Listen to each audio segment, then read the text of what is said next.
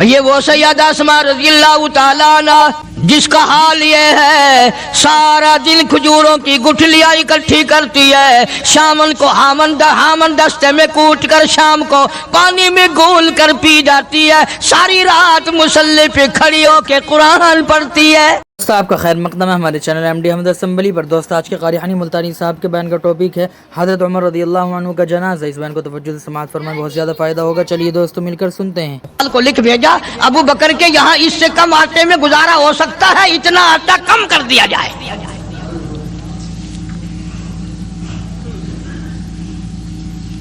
تم کیا جانو ابو بکر کون ہے؟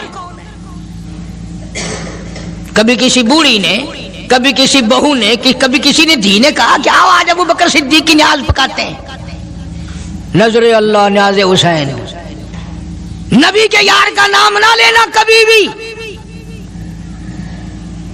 امام الانبیاء محبوب کبریا حضرت محمد مصطفیٰ صلی اللہ تعالی علیہ وسلم نے فرما دیا، او لوگوں، امت کے تمام لوگوں کا میں نے احسانات کا بدلہ چکا دیا، سب کے قرضے چکا دیے، سب کے لینے دینے میں نے برابر کر دیے، پر او میرے اللہ، ابو بکر کے احسانات کا بدلہ تو دے سکتا ہے، میں نہیں دے سکتا۔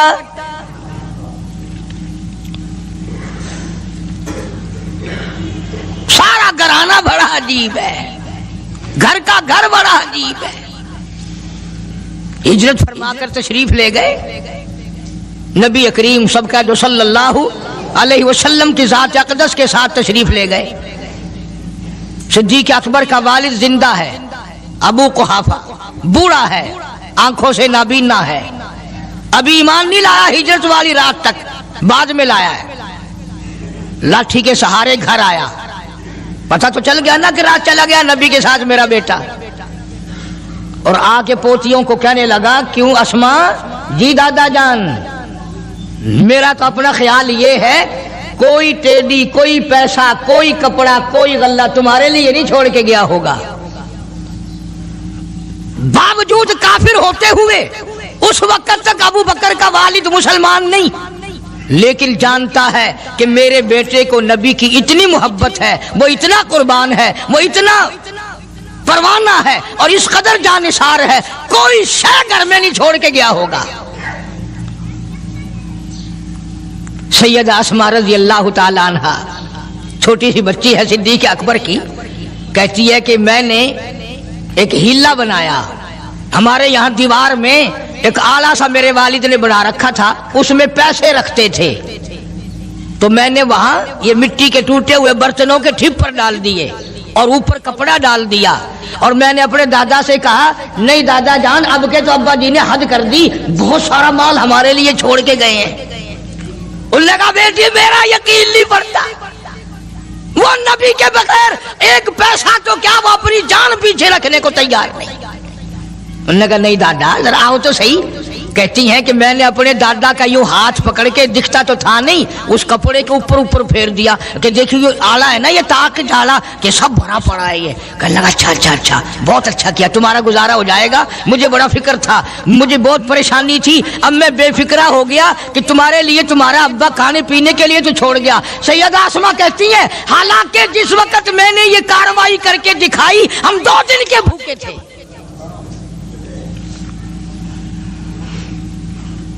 ہزاروں روپیہ جتنا بھی مال تھا گھر میں، جب نبی کے ساتھ گئے سارا پلے باندھ کے لے گئے، نہ جانے کہاں کام آئے گا۔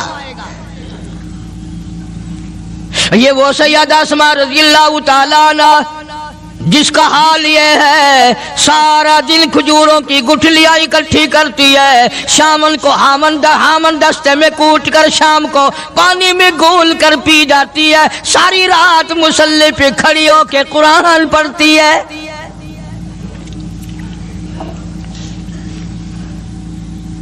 عجیب قسم کا گھرانہ ہے صدیق اکبر رضی اللہ تعالیٰ عنہ کا۔ غربت نہیں تھی، سارے کا سارا قربان کر کے غربت بنا دی، نہیں دیکھا آل کو، نہیں دیکھا مال کو، نہیں دیکھا اپنی جان کو، سب کچھ قربان کر دیا۔ امام الانبیاء محبوب کبریا حضرت محمد مصطفیٰ صلی اللہ تعالی علیہ وسلم نے اس قدر رفاقت جوڑی، اس قدر یاری بنائی کہ کبھی بھی الگ نہیں ہوئے۔ آج تم قرآن پڑھتے ہو، قاری حنیف قرآن پڑھتا ہے، کیا اثر ہوگا کسی پہ؟ جناب ابو بکر صدیق رضی اللہ تعالیٰ عنہ مکہ مکرمہ میں نماز کی نیت باندھ کر قرآن کریم کی تلاوت کرتے ہیں۔ علماء نے لکھا ہے کہ پہاڑ بھی ہلنے لگ جاتے تھے، اور کافروں نے نبی پاک سب کا جو صلی اللہ علیہ وسلم سے شکایت کی کہ اپنے ابو بکر کو کہو یہ رات کو قرآن زور سے نہ پڑھے، ہمارے بیوی بچوں پہ اثر ہوتا ہے، ہمارے بچے مسلمان بننے کے لیے تیار ہو جاتے ہیں، ہماری عورتیں قرآن سن کر کفر چھوڑ کر مسلمان بننے کو تیار ہو جاتی ہیں، ابو بکر سے کہو یہ آہستہ قرآن پڑھا کرے۔ یعنی اس کی زبان میں اس قدر تاثیر تھی اور اس قدر اللہ تبارک و تعالیٰ نے خوف رکھا تھا، جو صدیق کی زبان سے قرآن سنتا تھا مسلمان بننے کے لیے تیار ہو جاتا تھا۔ آج ہم قرآن پڑھیں، حدیث پڑھیں، کچھ بھی پڑھیں، اثر نہیں ہوتا۔ کیسے ہو؟ ہمارے یہاں دلوں میں جگہ ہو جبھی تو بات بنے۔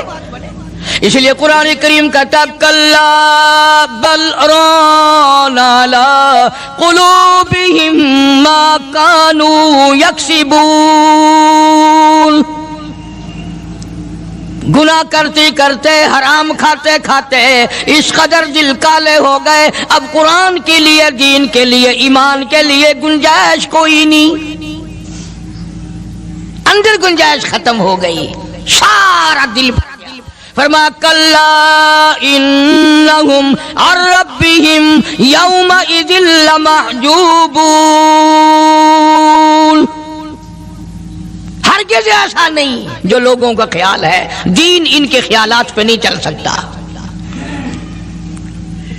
جناب ابو بکر صدیق رضی اللہ تعالیٰ عنہ بیمار ہیں، آخری وقت قریب ہے، اللہ اللہ۔ سیدہ عائشہ صدیقہ رضی اللہ تعالیٰ عنہ کے ہاتھ میں نیا کپڑا دیکھا، بیٹی کے ہاتھ میں نیا کپڑا دیکھا، صدیق اکبر رضی اللہ تعالیٰ عنہ نے فرمایا بیٹی یہ کپڑا کیسا ہے؟ عرض کی ابا جان کفن کے ارادے سے منگوا لیا ہے، نہ جانے کس وقت ضرورت پڑ جائے گی، مجھے خطرہ ہے، اندیشہ ہے، آپ کا آخری وقت ہے، میں نے کفن کے لیے کپڑا منگا لیا ہے۔ اللہ اکبر، ناراض ہوئے، فرمایا عائشہ وعدہ کرو مجھ پر نیا کفن نہیں ڈالو گی۔ عائشہ یہ کپڑا جو تو نے کفن کے لیے منگایا مدینے کی کسی بیوہ کو دے دینا، سر پہ ڈال کے پردہ کر لے گی۔ عائشہ کسی یتیم کو دے دینا، وہ اپنا کرتا بنا لے گا، وہ غریب اپنا ننگ ڈھک لے گا، مجھے نئے کفن کی کوئی ضرورت نہیں۔ اللہ کے یہاں کفن نہیں دیکھے جاتے، اس کے یہاں تو اعمال دیکھے جاتے ہیں۔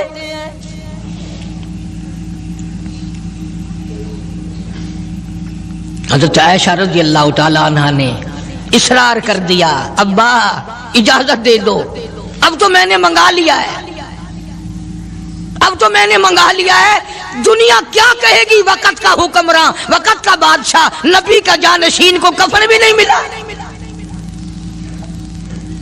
پھر دوسرا رخ اختیار کیا ہے صدیق اکبر سب کا جو رضی اللہ تعالیٰ عنہ،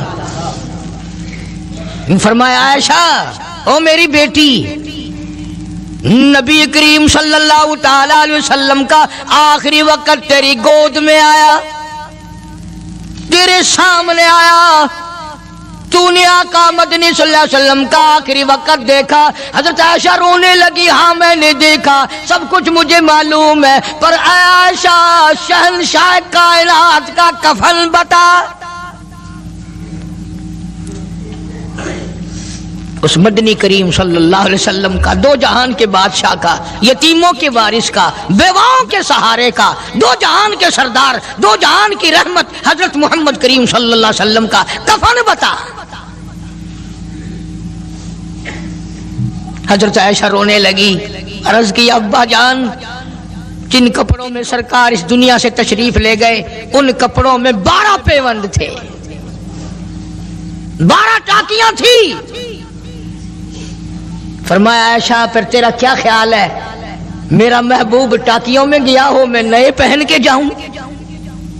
جن کپڑوں میں میری وفات ہو یہی میرے کفن میں استعمال کرنا، یہی کپڑے مجھے کفن میں دے دینا جو میرے جسم پہ ہیں، اس لیے کہ جب میں اپنے آقا سے ملوں گا تو شرمندگی نہ ہو۔ اور آج ذہن یہ ہے کہ میت کے کپڑے کو ہاتھ بھی نہ لگانا، پہننا تو درکنار، ہاتھ لگانے کو تیار نہیں، گھر میں رکھنے کو تیار نہیں، یوں لکڑی سے اٹھا کر پرے پرے پھینکتے ہیں، آگ لگاتے ہیں، نہلانے والے کو دے دیتے ہیں، وہ بھی نہیں پہنتا، یوں ہی گلیوں میں نالیوں میں پھینک جاتا ہے۔ نہ تیرا باپ مرا، جب تجھے نفرت ہے کپڑوں سے، مردہ نوانے والے کا وہ ماما لگتا ہے، وہ کیوں پہنے؟ عرض کرنے کا مقصد یہ کہ ان حضرات کی زندگی تو دیکھو، اور وفات شریف سے پہلے 2.5 برس جو وظیفہ لیا، جو تنخواہ لی سرکاری خزانے سے، خیبر کی زمین بیچ کر صدیق اکبر رضی اللہ تعالیٰ عنہ نے 2.5 برس کی تنخواہ کا حساب کر کے وہ ساری تنخواہ جو لی تھی بیت المال میں واپس داخل کر کے پھر دنیا سے رخصت ہوئے۔ جو تنخواہ لی تھی 2-2.5 سال میں وہ ساری کی ساری واپس کر دی جناب ابو بکر صدیق رضی اللہ تعالیٰ عنہ نے، کہ میں مسلمانوں کا پیسہ کھا کے نہیں مرنا چاہتا، چاہے تنخواہ کے طور پر تھا، کل قیامت میں میرے لیے رکاوٹ نہ بن جائے۔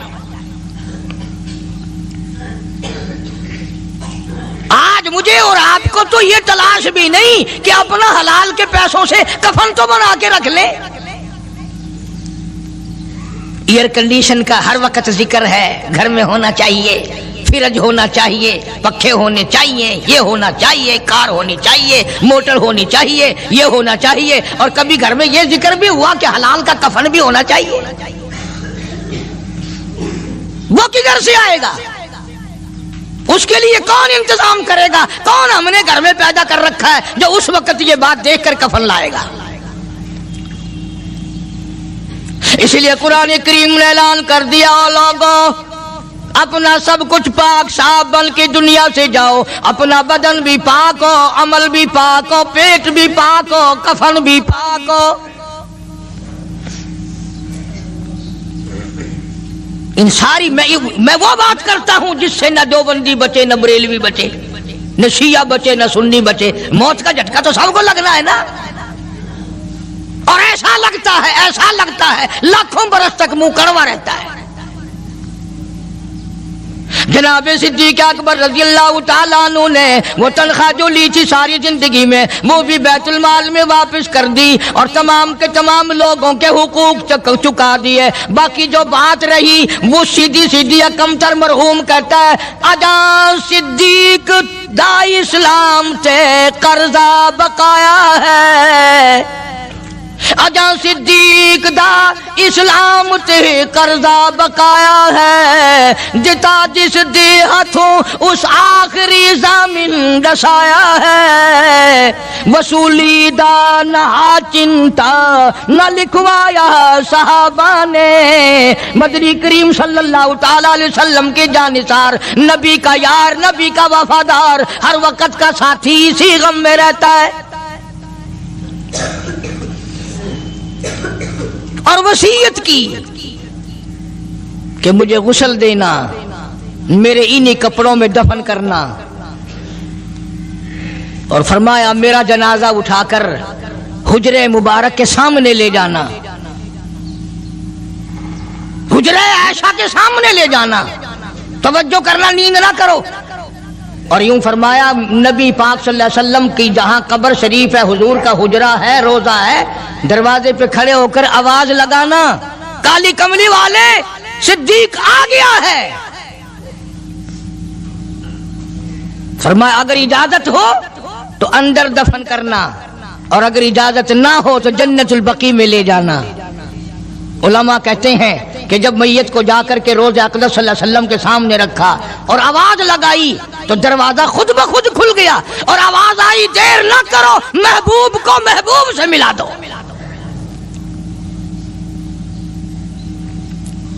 کیا شان ہے ان لوگوں کی، کیا عظمت ہے ان لوگوں کی،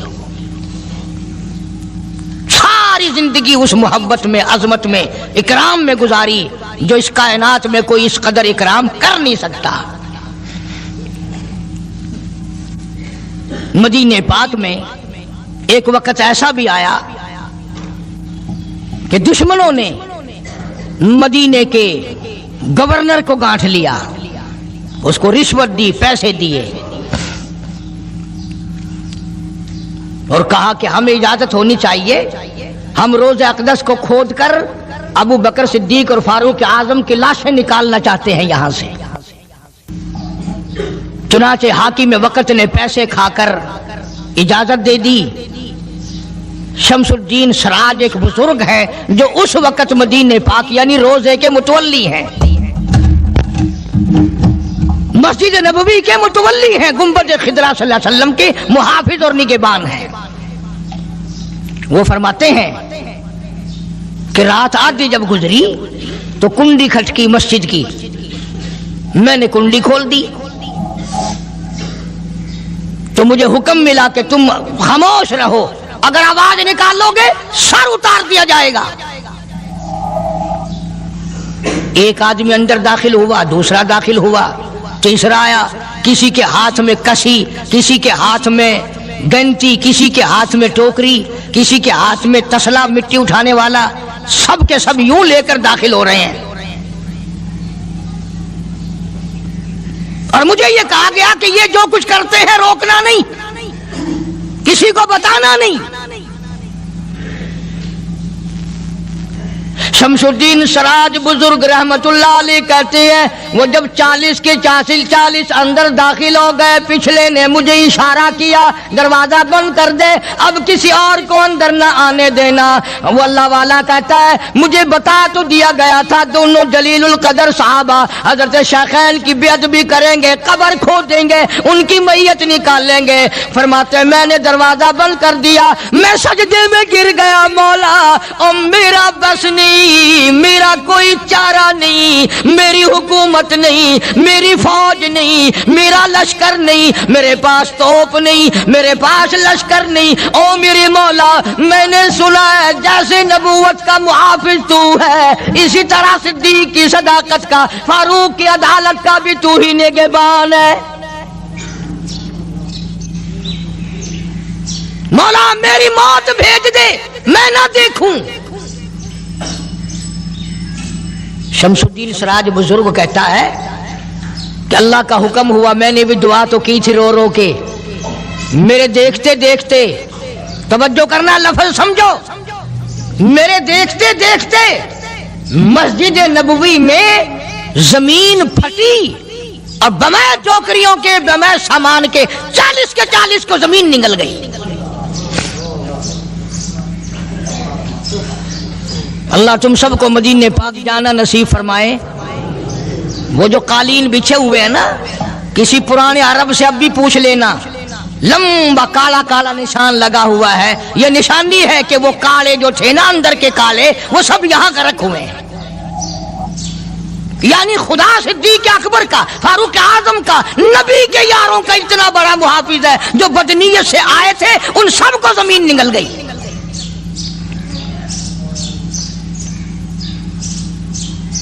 ایک اللہ والا کہتا ہے کہ میں نے مدینہ پاک میں حاضری دی اور حضور کریم صلی اللہ علیہ وسلم کے روضہ اقدس پہ سلام پڑھا، اور میں صدیق اکبر کے موضع شریف کے سامنے کھڑا ہو کر سلام عرض کر رہا تھا، پڑھ رہا تھا۔ میں جب واپس ہٹنے لگا تو ایک آدمی مجھے کہنے لگا آپ کہاں سے آئے ہیں؟ اس نے بتایا کہ میں فلاں جگہ سے آیا ہوں۔ کہ آپ بڑے نیک آدمی معلوم ہوتے ہیں، بڑا اچھا سلام پڑھ رہے تھے، تعریف اچھی کر رہے تھے، میرے یہاں کھانا کھانے چلو۔ اللہ والا کہتا ہے کہ میں اس کی باتوں میں آ گیا کہ چل بھائی، مدینے کا آدمی ہے، مدینے کا آدمی ہے، دعوت کر رہا ہے، انکار کروں تو سنت کے خلاف، انہوں نے کہا چل بھائی، لے گیا۔ اور وہاں جا کر ایک مکان میں اس اللہ والے کو بند کر کے کوٹڑی میں اس کو زنجیروں میں باندھ کر اس کی زبان کاٹ دی. تو نے صدیق کی اتنی تعریف کیوں کی؟ اور پھر چھوڑ دیا کہ جا صدیق سے ٹھیک کرا کے دکھا. وہ پھر مسجد نبوی میں آیا.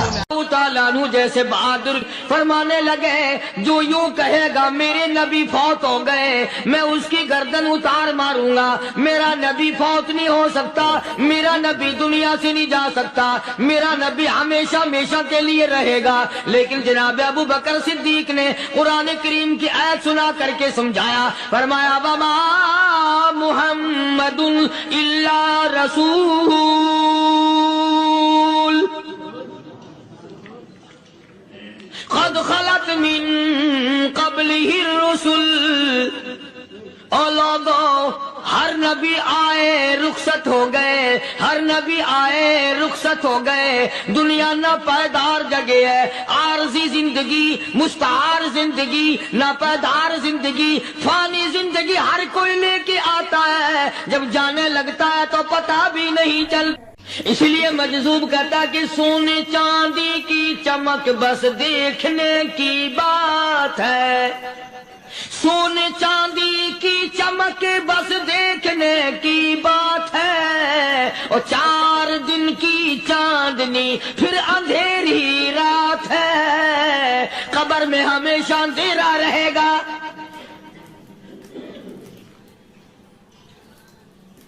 صحابہ اکرام نے وہ صدمہ دیکھا, وہ پریشانی دیکھی, کائنات میں کسی نے نہیں دیکھی.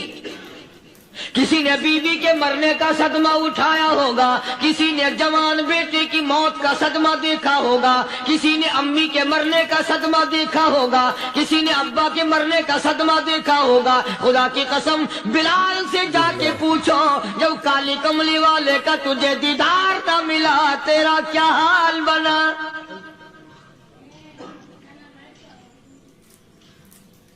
صحابہ اکرام نے وہ عشق نبھایا, کمال کر دیا.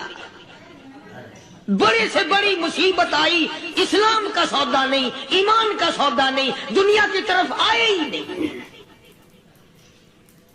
کون ان حضرات کا مقابلہ کرے گا؟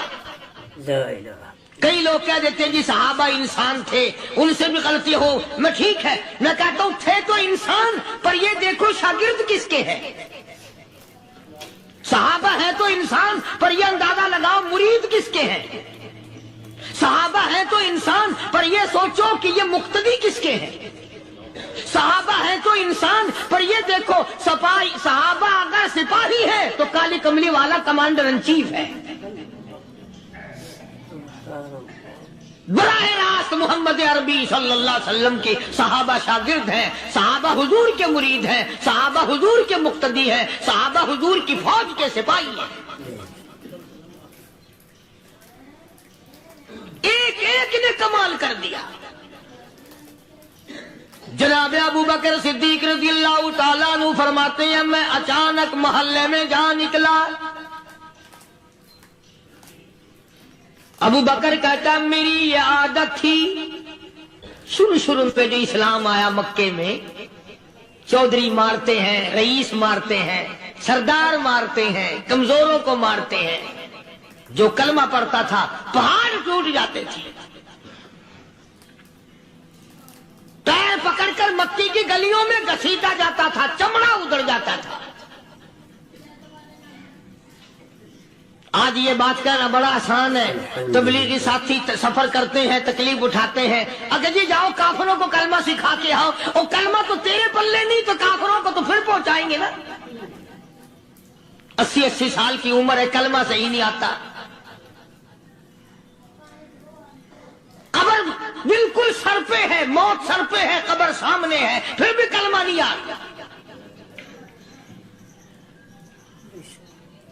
اور میں تو کئی مرتبہ کہا کرتا ہوں کہ یہ بھی فکر کیا کرو کہ اس نبی کی ذات پر تم درود پاک پڑھتے ہو صلی اللہ علیہ وسلم، جس کی ذات پہ خود خدا درود بھیجتا ہے، فرشتے بھیجتے ہیں، ہزاروں بار مجھ کو عنبر سے منہ دھو کر کے اگر درود پڑھو تو ڈرنا چاہیے بے ادبی نہ ہو جائے، تو غلط درود پڑھتا ہے نبی کی ذات پہ۔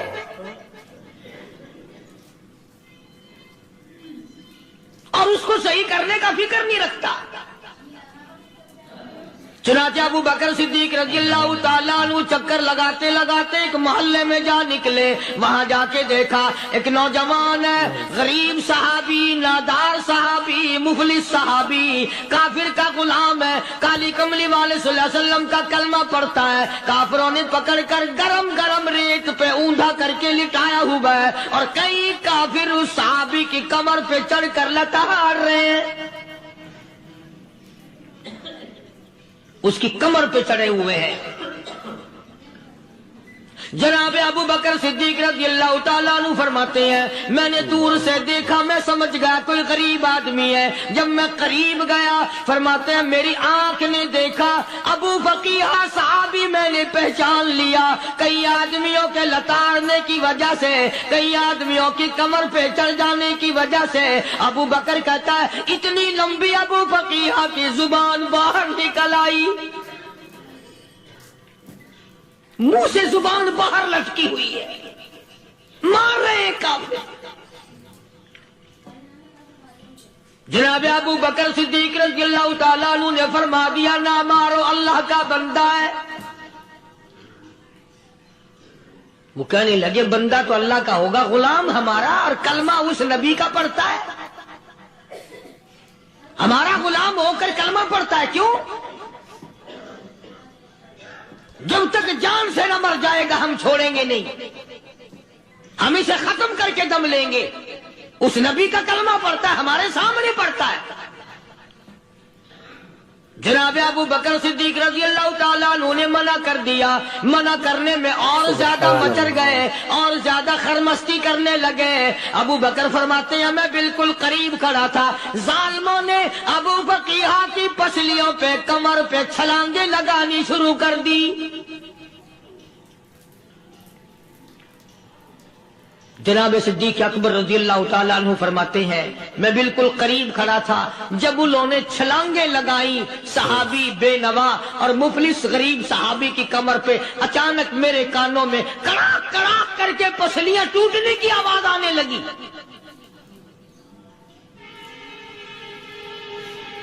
میرے سے برداشت نہ ہوا، میں برداشت نہ کر سکا۔ جناب ابو بکر رضی اللہ تعالیٰ عنہ فرماتے ہیں میں نے کہا ظالمو سودا کر لو میں خرید لوں گا۔ انہوں نے جو منہ مانگے دام مانگے، جناب ابو بکر صدیق رضی اللہ تعالیٰ عنہ نے وہ دام دے دیے، پیسے دے دیے۔ ہاں ہاں، غریب کی ہمدردی کی، مظلوم کی ہمدردی کی۔ آج ہمارے پاس جو پیسہ ہے وہ کنجری پہ خرچ ہو سکتا ہے، بدماشی پہ خرچ ہو سکتا ہے، ٹیپ ٹلو اور فیشن پہ خرچ ہو سکتا ہے، اللہ کے دین پہ خرچ کرنے کی ہمیں توفیق نہیں ہوتی۔ سارے سال کی کمائی کا حساب لگائیں کہ ہم نے کتنا اپنے بیوی بچوں پہ خرچ کیا، کتنا اللہ اور اس کے رسول اور اللہ کے قرآن پہ خرچ کیا، 100-2% بھی نہیں بنتا۔ جناب ابو بکر رضی اللہ تعالیٰ عنہ نے ابو فقیہ رضی اللہ تعالیٰ عنہ کو خرید لیا، کافروں کے نیچے سے نکال لیا، کپڑے جھاڑے، زخموں پہ مرہم پٹی کی۔ ابو بکر دوڑے دوڑے پانی کا پیالہ لے آئے اور فرمانے لگے ابو فقیہ تجھے بڑی مار پڑی ہے، بڑی تکلیف پہنچی ہے، میں نے تیری زبان باہر لٹکی ہوئی دیکھی، نکلی ہوئی دیکھی، خشکی آ گئی ہوگی، زبان پہ کانٹے جم گئے ہوں گے، تھوڑا سا پانی پی لے۔ ابو فقیہ کہتا ابو بکر تیرے احسان کا بدلہ خدا دے گا، تیری مہربانیوں کا بدلہ خدا دے گا، میں نہیں دے سکتا، تو نے پیسے خرچ کر کے مجھے آزاد کرایا، میں تجھے دعا دے سکتا ہوں، میں غریب ہوں، میں نادار ہوں، میں مفلس ہوں، میں مسکین ہوں، اور ابو بکر تنگ نہ کر، میں پانی پی نہیں سکتا۔ کیا بات ہے, کیوں پانی نہیں پی سکتا؟ کہنے لگا ابو بکر تجھے کیا معلوم ہے جن کی وجہ سے میری پسلیاں توڑ دی گئی, جن کی وجہ سے مجھے مارا گیا, جن کی وجہ سے مجھے لتاڑا گیا, جن کی وجہ سے میری پسلیاں توڑی گئی, جن کی وجہ سے میرا یہ حال کیا گیا, جب تک میں آقا کا دیدار نہ کر لوں میں پانی کی بوند پی نہیں سکتا. مجھے پہلے شربت دیدار پینا ہے. میں نے سرکار مدینہ صلی اللہ علیہ وسلم کی زیارت پہلے کروں گا, پانی بعد میں پیوں گا. او ابو بقیہ تجھے تو بڑی سخت مار پڑی ہے, تجھے تو بڑی تکلیف پہنچائی گئی ہے, میں تجھے حضور کے دربار میں لے کے چلوں گا, تو پانی تو پی لے. کہتا کوئی مجنوں بتاتا ہے, کوئی کہتا ہے دیوانہ, کوئی مجنوں بتاتا ہے, کوئی کہتا ہے دیوانہ, یہ تو مرض عشق احمد کا ہوا بیمار میں بھی ہوں. ابو بکر تجھے کیا معلوم ہے مجھے عشق لگا ہوا ہے, مجھے سوزو گداگ لگی ہوئی ہے, میں اپنے دل میں کسی کو بسائے بیٹھا ہوں, جب تک اس آقا کا دیدار نہ کر لوں مجھے چین نہیں آئے گا.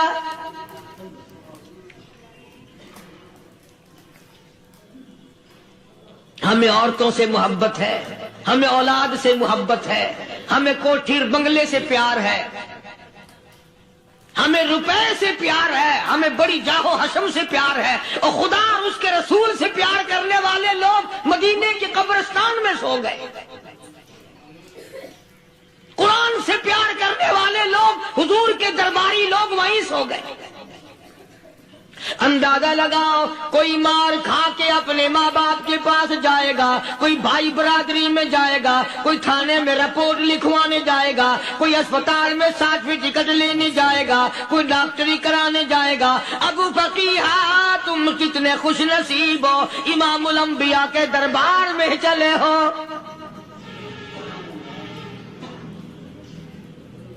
حضور اکرم سب کہہ دو صلی اللہ علیہ وسلم کے دربار میں ابو فقیہ کو لایا جا رہا ہے. علماء نے لکھا ہے کہ جب ابو فقیہ حضرت کے دربار میں پہنچے تو خبر تو پہلے تھی نا کہ بڑی مار پڑی ہے, رحمت کائنات نے اٹھ کر سینے سے لگا لیا. تشریف فرما ہوئے, فرمایا ابو فقیہ جی حضور میں نے سنا ہے تو نے پانی نہیں پیا, اتنی مار پڑی تیری پسلیاں توڑ دی گئی, تیری کمر پہ چھلانگیں لگائی گئی, تجھے گرم گرم لیٹ پہ لٹایا گیا, تیری زبان باہر نکل آئی, اور میں نے سنا ہے تو نے پانی نہیں پیا. کہتا ہے آقا ہاں نہیں پیا. فرمایا کیوں نہیں پیا؟ کہتا ہے آقا میں اس وقت پانی پیتا میرے منہ میں صرف پانی جاتا, اب پیوں گا ہاتھ تیرا ہوگا منہ میرا ہوگا, پانی میرے منہ میں جائے گا, مجھے حوض کوثر کا مزہ یہی آ جائے گا, مجھے لطف آئے گا محمد عربی صلی اللہ علیہ وسلم کے ہاتھ سے پانی پینے کا. علماء نے لکھا ہے کہ حضرت نے جب اپنے رحمت والے ہاتھ سے ہاں وہ انگلی چاند کو اشارہ کیا, جگر پھنس کر ٹکڑے ہو گئے, وہ انگلی اشارہ کیا سورج واپس ہو گیا, وہ انگلی درخت اپنی جڑیں چھوڑ کر پیغمبر کے قدموں میں آ گئے, وہ انگلی جن میں کنکر پہاڑ کے لیے تو کلمہ پڑھنا شروع کر دیا, وہ انگلی اونٹ کی طرف کی تو بول پڑا, وہ انگلی چڑیا سامنے آئی تو انہوں نے شکایت کر دی, وہ انگلی جن کو دیکھ کر کے بیت اللہ پھر گیا.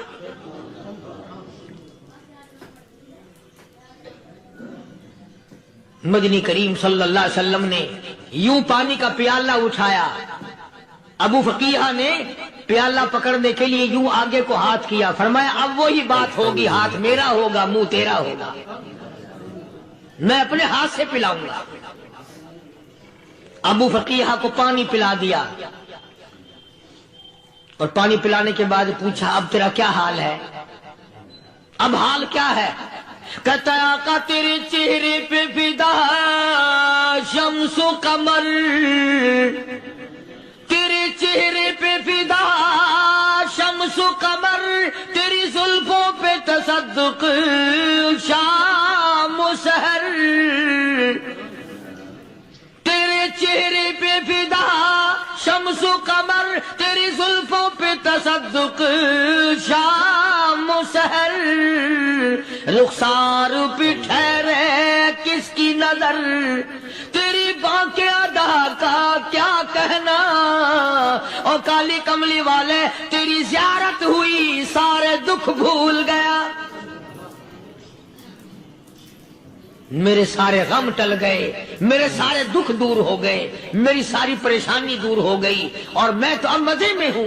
جناب ابو بکر صدیق رضی اللہ تعالیٰ عنہ نے مال خرچ کیا، صحابہ کرام کی جانیں بچائیں۔ قیامت کا دن ہوگا، ساری کائنات کی پیشی ہوگی، اللہ پاک پوچھے گا تو دنیا میں کیا کرتا تھا؟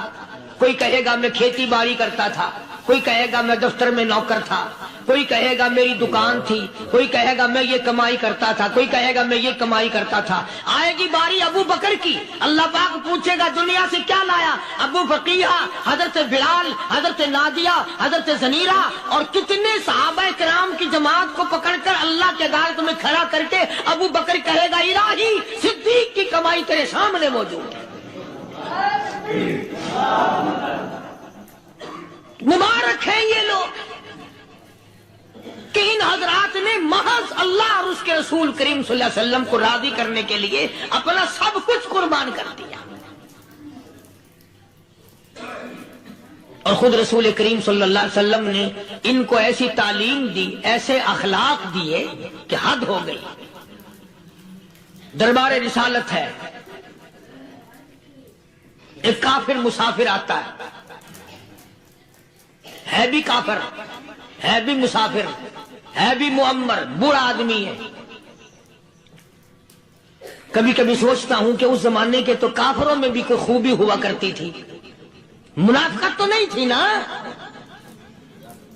منافقت نہیں تھی، چال بازی نہیں کرتے تھے، ہیرا پھیری نہیں کرتے تھے۔ سبحان وہ بوڑھا مسافر کافر سرکار دو عالم صلی اللہ علیہ وسلم کے دربار میں آیا، آ کے کہنے لگا نبی اللہ میں بوڑھا ہوں، مسافر ہوں بھی تیرا اور تیرے خدا کا منکر، پر میں سوال کرتا ہوں کوئی سواری دو، میرا گھر بڑا دور ہے، میں اس پر سوار ہو کر اپنے گھر پہنچ جاؤں۔ حالانکہ مسلمانوں کے پاس سواریاں کہاں تھیں، خود تنگی میں تھے، وطن چھوڑ کے آئے، قربانیاں دے کے آئے، پتے چباتے ہوئے آئے، پانی پورا رج کے پینے کے لیے پانی نہیں ملتا، اور حضور کریم صلی اللہ علیہ وسلم کو پتا تھا کہ یہ سوال کرنے والا ہمارے عقیدے کا نہیں، رحمت کائنات کا دریائے کرم جو اس میں آیا، صحابہ کرام کی طرف خطاب کر کے فرمایا کون ہے جو آج میں محمد الرسول اللہ صلی اللہ علیہ وسلم کو سواری دے، کون ہے جو آج مجھے سواری دے، میں جنت میں اعلیٰ درجے کی سواری کا وعدہ کرتا ہوں۔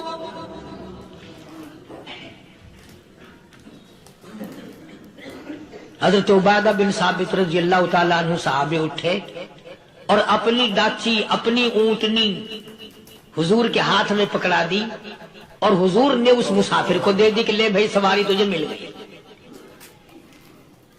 اب وہ مسافر جو تھا بوڑھا، وہ کہنے لگا جی میرے پاس کپڑا بھی نہیں ہے،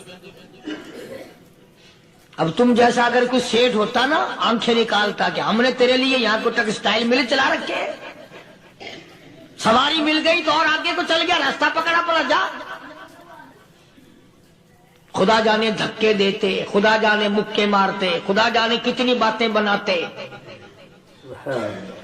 امام الانبیاء محبوب کبریا حضرت محمد مصطفیٰ صلی اللہ تعالی علیہ وسلم پھر کھڑے ہو گئے،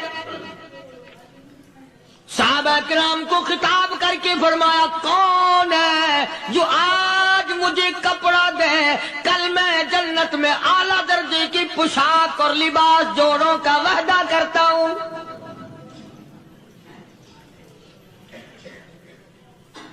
ایک صحابی نے اپنا کپڑا اتار کر حضور کے ہاتھ میں دے دیا صلی اللہ علیہ وسلم، یعنی ان کو کتنا یقین ہے حضور کی زبان پہ۔ سودا جنت کا ہو رہا ہے، زبان ہے کالی کملی والے کی، سودا ہو رہا ہے جنت کا۔ اور آج تمہیں سارا قرآن سنا دو، وہ سنانے والے کا بھی ڈھلا تے سننے والا، مولوی کہتے رہتے ہیں یار کوئی بات نہیں، جنت کس نے دیکھی ہے؟ صحابہ کرام میں سے کسی نے کپڑا دے دیا، حضور کریم صلی اللہ علیہ وسلم نے کپڑا لیا اور اس مسافر کو دے دیا کہ لے بھی کپڑا بھی مل گیا۔ ہے بھی کافر، اپنے عقیدے کا نہیں، اپنے قبیلے کا نہیں، اپنے خاندان کا نہیں۔ اب وہ کہنے لگا کہ نبی اللہ مجھے بھوک بھی لگی ہے، میں نے روٹی بھی کھانی ہے۔ مدنی کریم صلی اللہ تعالی علیہ وسلم پھر کھڑے ہو گئے اور صحابہ کرام کو خطاب کر کے فرمایا، کون ہے جو مجھے آج کھانا دے، روٹی دے، کل میں جنت میں اعلیٰ درجے کے کھانے کا وعدہ کرتا ہوں۔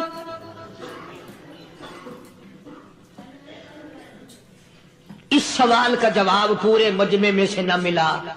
یوں لکھا علماء نے، 300 صحابہ کا مجمع بیٹھا ہوا تھا۔ فاقہ ہو 300 صحابہ کا بھی فاقہ، کالی کملی والے کا بھی فاقہ۔ 3 دن سے کچھ نہیں کھایا، کچھ نہیں ملا، کوئی جواب نہ ملا، صحابہ کرام کی جماعت خاموش رہ گئی۔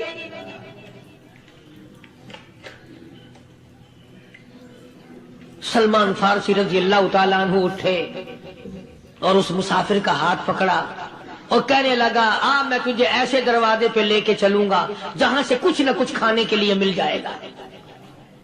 آیا ہے سلمان فارسی مسافر کو لے کر خاتون جنت سیدہ فاطمہ الزہرا رضی اللہ تعالیٰ عنہا کے دروازے پہ اور آواز لگائی، یا اہل بیت رسول اللہ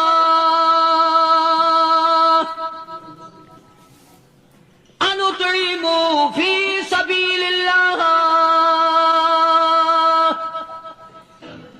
او نبی کی لخت جگر، نبی کی نوری نظر اور نبی کے جگر کے ٹکڑے اور کالی کملی والے کی بیٹی، اے فاطمہ ایک آدمی بھوکا ہے، کھانا کھلانا ہے، اس کے لیے کھانا بھیجو۔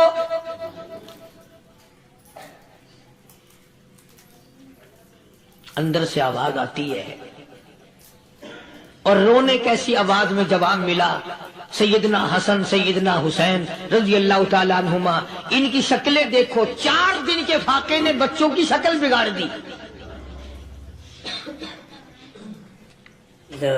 پیغمبر کے نواسوں کا فاقہ، پیغمبر کا نواسا، پیغمبر کی بیٹی کا فاقہ، تمام مسلمان فاقے سے ہیں، کوئی گلہ نہیں کرتا، کوئی شکایت نہیں کرتا، کوئی اعتراض نہیں کرتا۔ اسی حالت میں اگر جنگ بھی ہو جائے تو صحابہ پھر بھی پیچھے رہنے کو تیار ہیں۔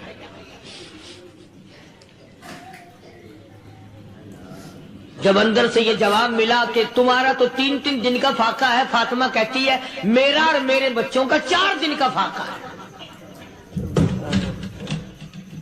تو سلمان فارسی اس مسافر کو لے کے واپس ہونے لگا۔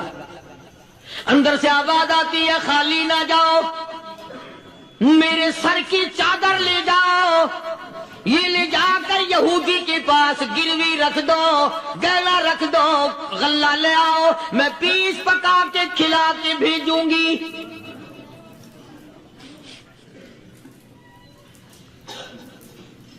کہاں آج ایسے سخی عورت ہیں، کہاں ایسے سخی مرد ہیں؟ مسافر کو کون کھلائے، دین پر خرچ کون کرے؟ کسی طالب علموں کو، آپ میں سے اکثریت ایسے لوگوں کی ہے جنہوں نے ساری عمر میں، سارے سال میں کبھی ایک قرآن پڑھنے والے طالب علم کو روٹی نہیں کھلائی، اور پھر یہ کبھی نہیں سوچا کہ میں آخر کما رہا ہوں کہ کیا کر رہا ہوں۔ بس شیطان یوں کہہ دیتا ہے یہ تو بڑے بڑے امیروں کا کام ہے، تو غریب آدمی ہے، تیرے بس کا یہ کہاں کام ہے، یہ تو بڑے بڑے امیروں کا کام ہے طالب علموں کو مسافروں کو کھانا کھلانا۔ کل قیامت میں اگر اللہ نے یہ فرما دیا کہ جنت تو میں نے امیروں کے لیے بنائی ہے، تو مزدور ہے، بھاگ یہاں سے، پھر کیا بنے گا؟ مولانا مظفر حسین صاحب کاندھلی سب کا جو رحمت اللہ علیہ، بہت بڑے بزرگ گزرے ہیں، ہمارے اکابر میں سے ہیں۔ کاندھلا ایک قصبہ ہے جس نے بڑے بڑے ولی پیدا کیے ہیں۔ مولانا مظفر حسین صاحب کاندھلی، مولانا الہی بخش صاحب کاندھلی، مولانا محمد زکریہ صاحب شیخ الحدیث رحمت اللہ علیہ کاندھلے کے، مولانا محمد الیاس صاحب دیلوی رحمت اللہ علیہ امیر تبلیغی جماعت کے ایجاد کرنے والے، شروع فرمانے والے، یہ بھی کاندھلے کے ہیں۔ تو یہ سارے بزرگ اس قصبہ کاندھلے کے ہیں۔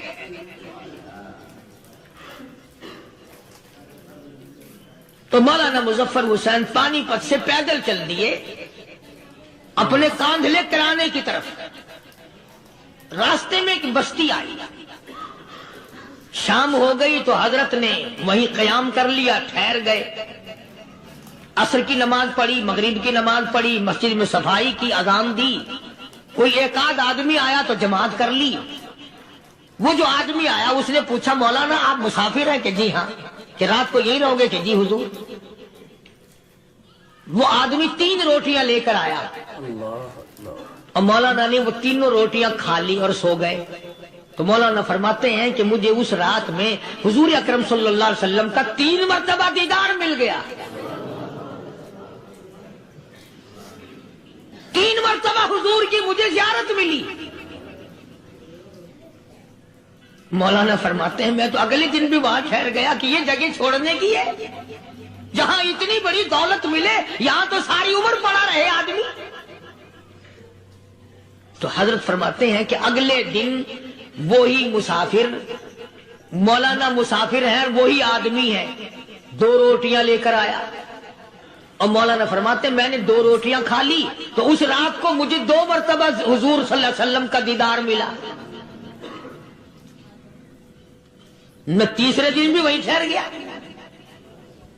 تیسرے دن شام کو وہی آدمی 1 روٹی لے کر آیا اور میں نے وہ روٹی کھا لی تو اس رات کو حضور کریم صلی اللہ علیہ وسلم کی 1 مرتبہ زیارت ہوئی، 1 مرتبہ دیدار ملا۔ تو مولانا فرماتے ہیں میری سمجھ میں یہ بات بیٹھ گئی کہ یہ نہ تو جگہ کی برکت نہ بستی کی برکت، یہ تو اس کی روٹیوں کی برکت ہے۔ 3 کھائی تو 3 مرتبہ دیدار ہوا، 2 کھائی تو 2 مرتبہ دیدار ہوا، 1 کھائی تو 1 مرتبہ، یہ تو اس کی روٹی کی کرامت ہے۔ تو وہی آدمی جو روٹی لانے والا تھا وہ کہنے لگا مولانا کل آپ تشریف لے جائیں، یہاں نہ ٹھہرنا۔ تو حضرت فرماتے ہیں میں نے کہا کیوں بھائی، مجھے تو ایسی دولت مل رہی ہے میں یہیں پڑا رہا ہوں۔ وہ کہنے لگا اللہ والے آپ کو پتہ نہیں، پرسوں میں مزدوری کر کے اتنا ہی آٹا لایا تھا کہ 3 روٹیاں بنی، اتنا ہی آٹا بنا تھا، 3 روٹیاں بنی، میں اپنے نام کی روٹی اٹھا کے چل دیا۔ میری بیوی نے پوچھا کہاں؟ میں نے بتایا مسجد میں ایک اللہ والا مسافر ہے۔ وہ کہنے لگی میں بھی فاقہ کر لوں گی، میرے نام کی روٹی بھی اس مسافر کے لیے لے جا۔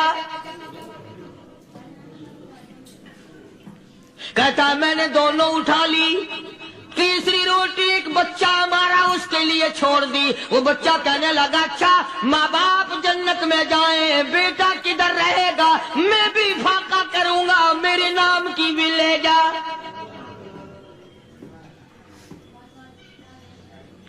میں نے 3 روٹیاں لا دی اور اگلے دن جو میں نے مزدوری کی اس کی 3 روٹیاں بنی، بچے کی حالت خراب ہو گئی تھی، اس کو دے آیا۔ ہم نے میاں بیوی نے چوتھے دن بھی فاقہ کر لیا اور آج بیوی کی حالت بھی خراب ہو گئی تھی، آج صرف اپنی لایا ہوں۔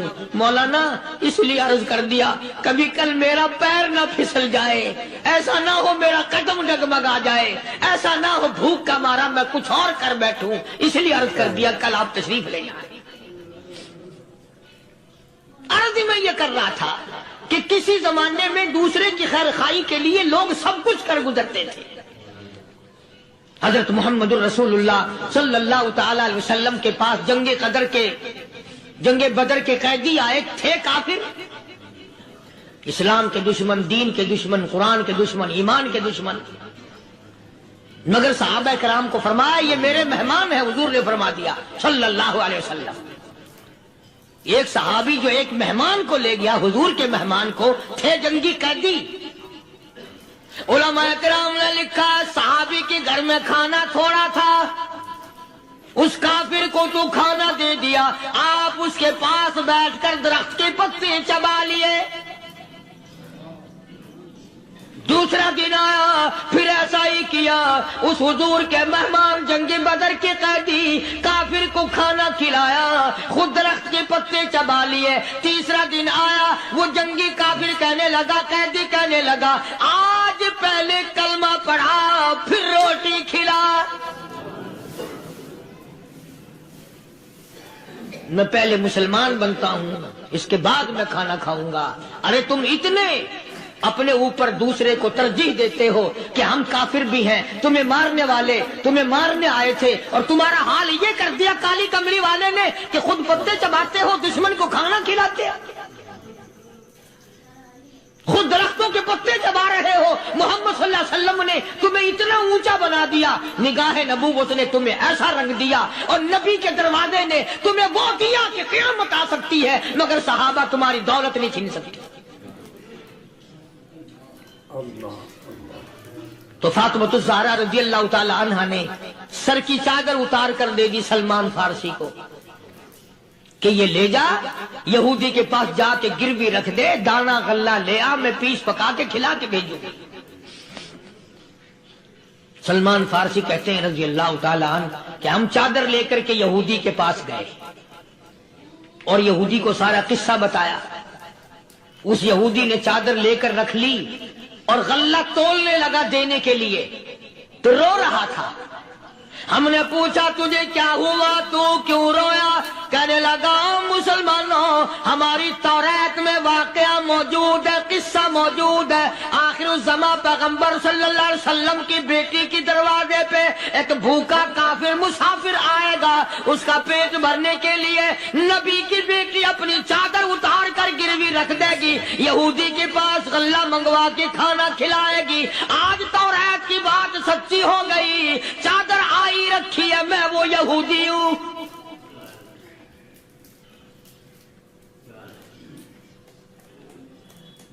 اور غلہ تول کر دے دیا. سلمان فارسی کہتے ہیں یہودی میری ساتھ ساتھ چل دیا.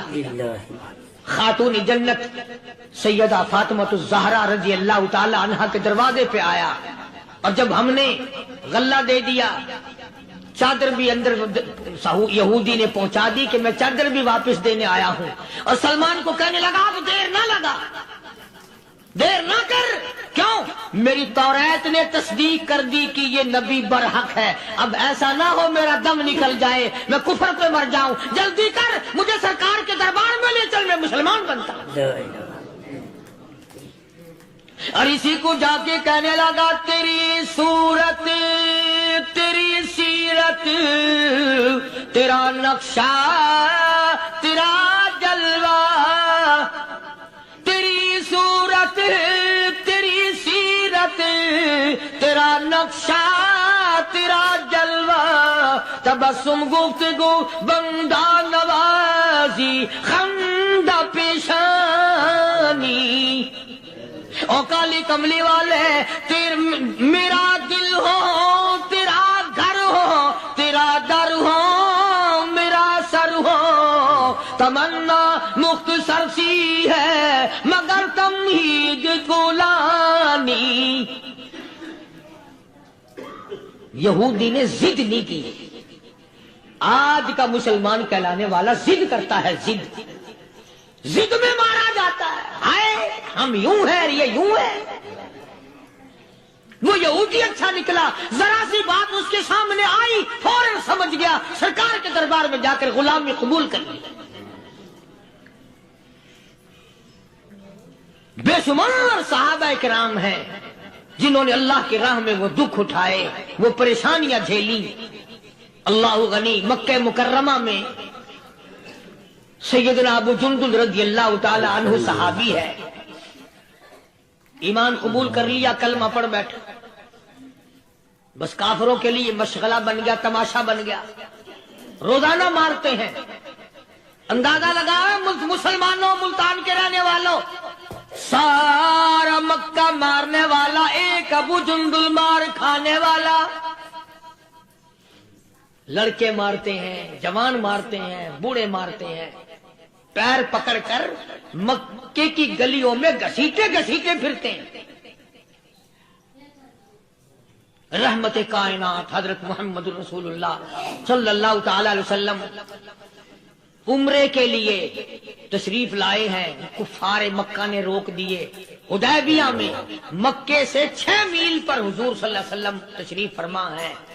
सहाबा किराम की फौज है, लश्कर है, सरकार दो आलम है सल्लल्लाहु अलैहि वसल्लम।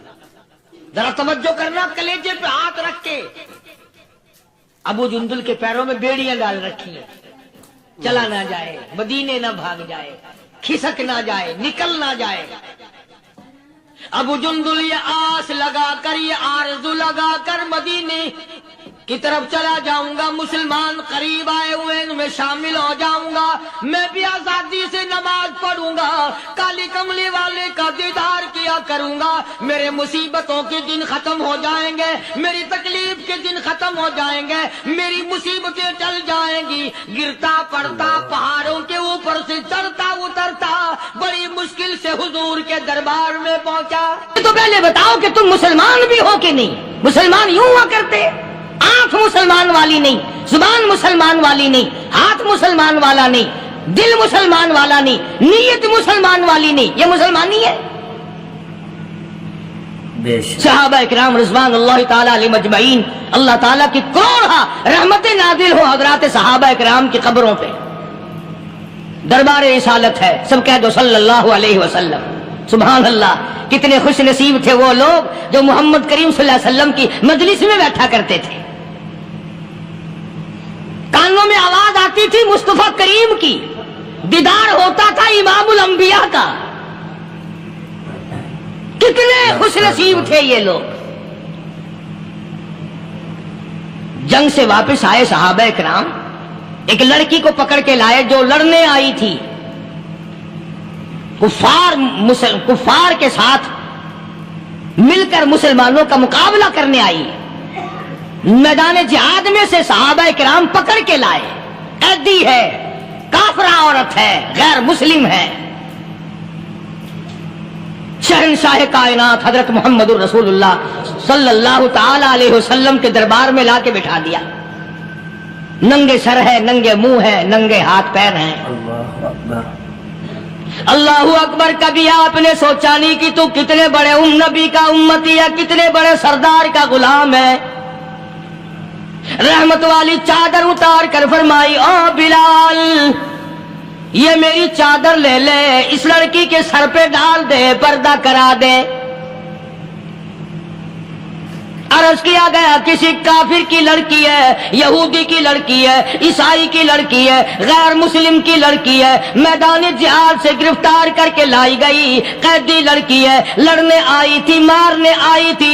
इस्लाम की दुश्मन है, दीन की दुश्मन है, कुरान की दुश्मन है, मजहब की दुश्मन है, खुदा और उसके रसूल की दुश्मन है। अल्लाह ताला के नबी हजरत मोहम्मद करीम सल्लल्लाहु अलैहि वसल्लम ने फरमाया, ओ लोगों ठीक है, लड़की काफिर की है, कुफर की हालत में पली है, कुफर फैलाने आई है, कुफर को बचाने आई है, इस्लाम का मुकाबला करने आई है, इस्लाम को मिटाने के लिए आई है। पर ऐ मेरे दीवानों, ये तो बताओ, अपने बाप काफिर के दरबार में भी नंगे सर बैठे और मैं काली कमली वाले के दरबार में भी नंगी बैठे।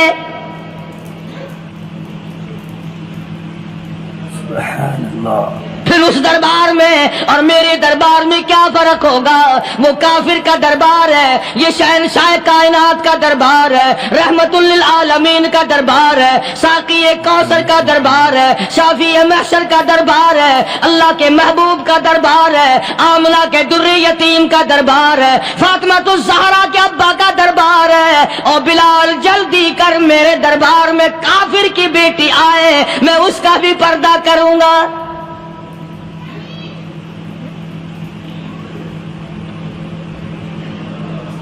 حضرت بلال رضی اللہ تعالی عنہ نے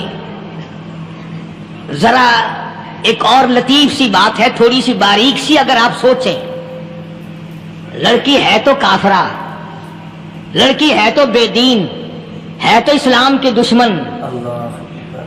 میں تو کئی مرتبہ سوچا کرتا ہوں کہ واہ لڑکی تیرا مقدر، ہے تو کافر کی بیٹی، خود بھی کافرہ ہے، مگر مقدر تو دیکھو، امام الانبیاء کی چادر سر پہ ڈالے بیٹھی ہے۔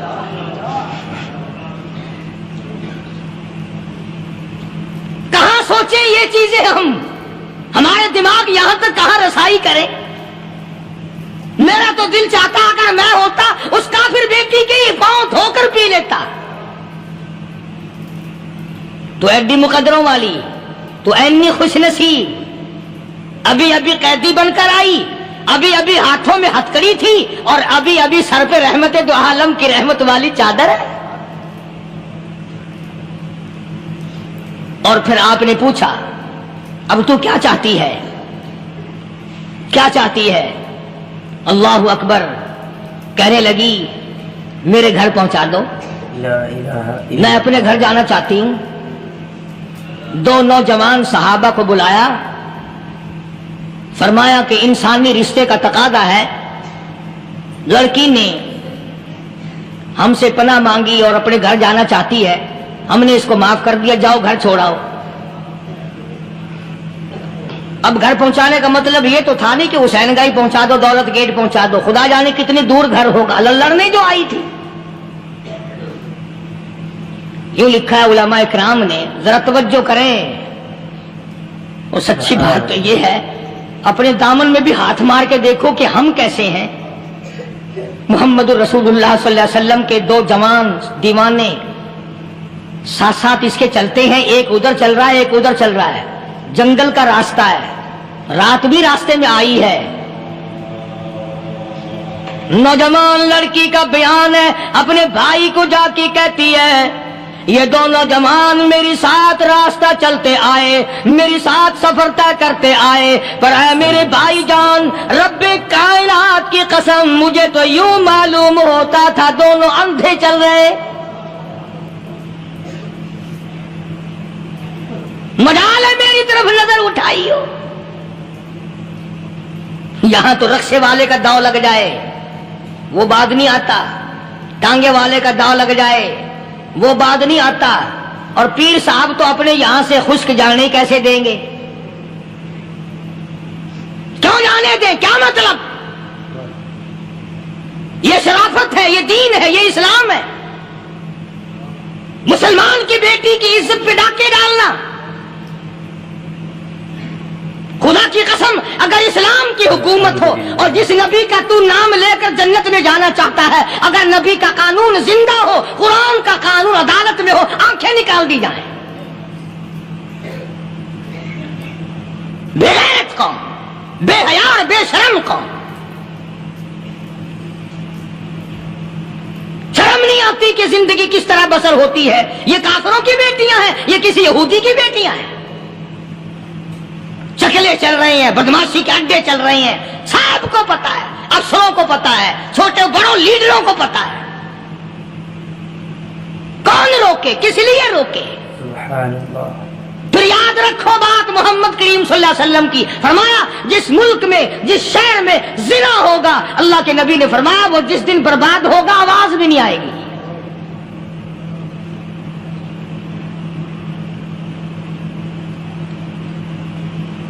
مسلمانوں کے یہاں سے ہو کر دربار نبوت سے چل کر رحمت دو عالم صلی اللہ تعالی علیہ وسلم کی چادر اوڑھ کر لڑکی اپنے گھر پہنچی. بھائی نے پوچھا بتا مسلمانوں نے تیرے ساتھ کیا برتاؤ کیا؟ مسلمان تجھے پکڑ کے لے گئے تھے، اتنی خوبصورت ہے تو، ایسی حسینہ ہے، شباب تیرا، حسن تیرا، جمال تیرا، شکل و صورت نرالی، نقش نرالے، آنکھیں تیری نرالی، چہرہ تیرا نرالا، لب تیرے نرالے، قد و قامت تیری نرالی، حسن تیرا شان والا، جوانی شباب ہے، بتا مسلمانوں نے تیرے ساتھ کیا گزری؟ رونے لگی اور کہنے لگی تو میرا ماجایا بھائی ہے، پر میں کیا بتاؤں، زمین و آسمان کے مالک کی قسم، سمندروں کے پیدا کرنے والے کی قسم، درختوں کی پتی پیدا کرنے والے کی قسم، ان پہاڑوں اور زمین کے ذرات کو پیدا کرنے والے کی قسم، جو میری عزت کی حفاظت محمد کے غلاموں نے کی ہے، وہ تو ماجایا بھائی بھی نہیں کر سکتا.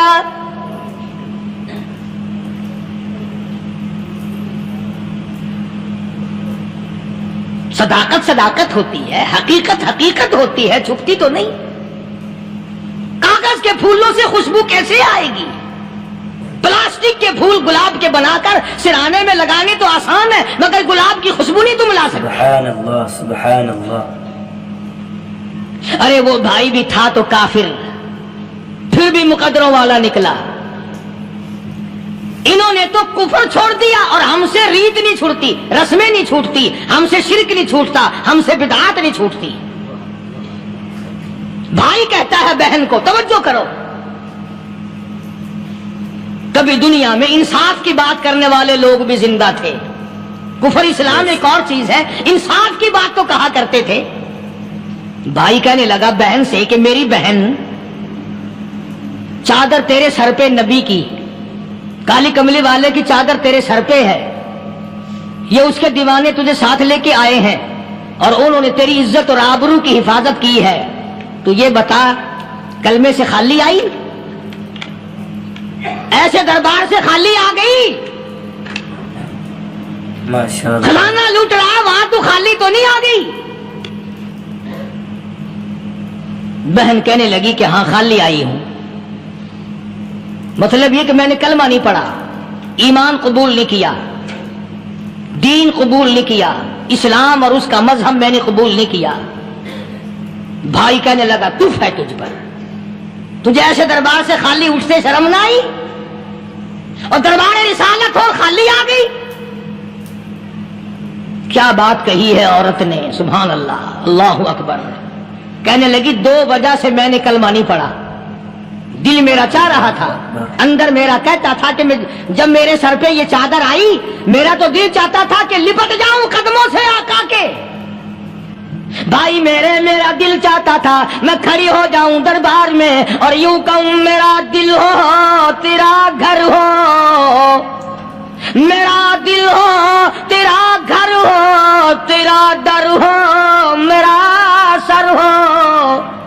تمنا مختصر سی ہے مگر تمہید طولانی.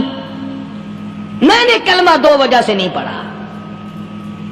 پہلی وجہ تو یہ کہ جب تو سنتا، تجھ تک یہ بات پہنچتی کہ میری بہن نے کلمہ پڑھ لیا، تو شاید تیرے دماغ میں یہ بات نہ آ جائے کہ میری بہن سے مسلمانوں نے زبردستی کلمہ پڑھوایا ہوگا.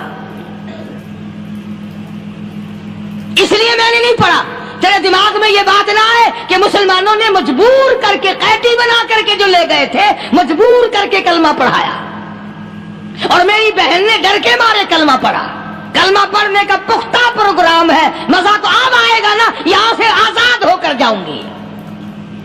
اور دوسری بات اس نے اور پتے کی کہی، کہنے لگی بھائی میں نے کلمہ اس لیے بھی نہیں پڑھا کہ بہن جنت میں جائے بھائی دوزخ میں جائے. اصل میں تجھے لینے آئی ہوں، دونوں چل کر اس دربار کی غلامی کریں گے. میں نے یہ خوف کھایا کہ میرا بھائی غصے میں آ کر کفر پر اور مضبوط نہ ہو جائے، اس لیے مجھے آنے کی کوئی ضرورت نہیں تھی. اور کہنے لگی او میرے بھائی، وہ دربار کوئی واپس آنے کا تھوڑا ہی ہے، وہاں تو جو گیا قربان ہو گیا، جو گیا قربان ہو گیا. چلو چلتے ہیں. دونوں بہن بھائی آ کر حضور اکرم صلی اللہ علیہ وسلم کے ہاتھ پہ کلمہ پڑھ کر مسلمان بن جاتے ہیں. وہ نبی کی ایک بات دیکھ کر کلمہ پڑھ کر مسلمان بن گئے. ہمارے سامنے لاکھوں حدیثیں، ہزاروں قرآن کی آیتیں ہیں، پر ہم آج تک مسلمان نہ بنے. اللہ اللہ. جب مرضی آئی نماز پڑھ لی، جب مرضی آئی زکات دے دی، جب مرضی آئی قرآن پڑھ لیا، جب مرضی آئی دین ایمان کر لیا، مرضی آئی چوری کر لی، مرضی آئی ٹھگی مار لی. اس کا نام دین نہیں ہے، اس کا نام ٹھگی اور فریب ہے. اس لیے قرآن کریم نے للکار کے کہا تأمرون الناس بالبر وتنسون انفسکم وانتم تتلون الکتاب. دوسروں کو اسلام کا نام لیتے ہو، دوسروں کے سامنے مسلمان بنتے ہو، حالانکہ تم کتاب پڑھتے ہو اللہ کی. افلا تعقلون، سوچتے کیوں نہیں ہو کہ تم کدھر چلے ہو؟ کیا پروگرام بنائے بیٹھے ہو؟ زندگی کا لاہ عمل یہ تو نہیں ہونا چاہیے جو تم نے بنایا ہوا ہے. اور آگے فرمایا تأمرون الناس بالبر وتنسون انفسکم وانتم تتلون الکتاب افلا تعقلون واستعینوا بالصبر والصلاة. اگر تکلیف آئے، پریشانی آئے، کوئی مصیبت آئے تو صبر اور نماز کے ساتھ قائم رہو. یعنی صبر نماز کے بغیر حاصل نہیں ہوگا، اور نماز قبول ہوگی تو صبر خود بخود آ جائے گا. چنانچہ اللہ والوں کی زندگی کا مطالعہ کرو، کتابیں اور حالات پڑھ کر کے دیکھو کہ انہوں نے ساری عمر میں ایک ایک نماز بھی ضائع نہیں ہونے دی. تمام عمر میں ایک ایک نماز ضائع نہیں ہونے دی. اور ہم لوگوں کی جوانی یوں ہی بیت جاتی ہے، جوانی یوں ہی گزر جاتی ہے. اسی کو کہتا ہے کہ کچھ نہ پرواہ کی میرے دین کی، آج میں تمہاری پرواہ کیسے کروں. وَإِنَّهَا لَكَبِيرَةٌ إِلَّا عَلَى الْخَاشِعِينَ.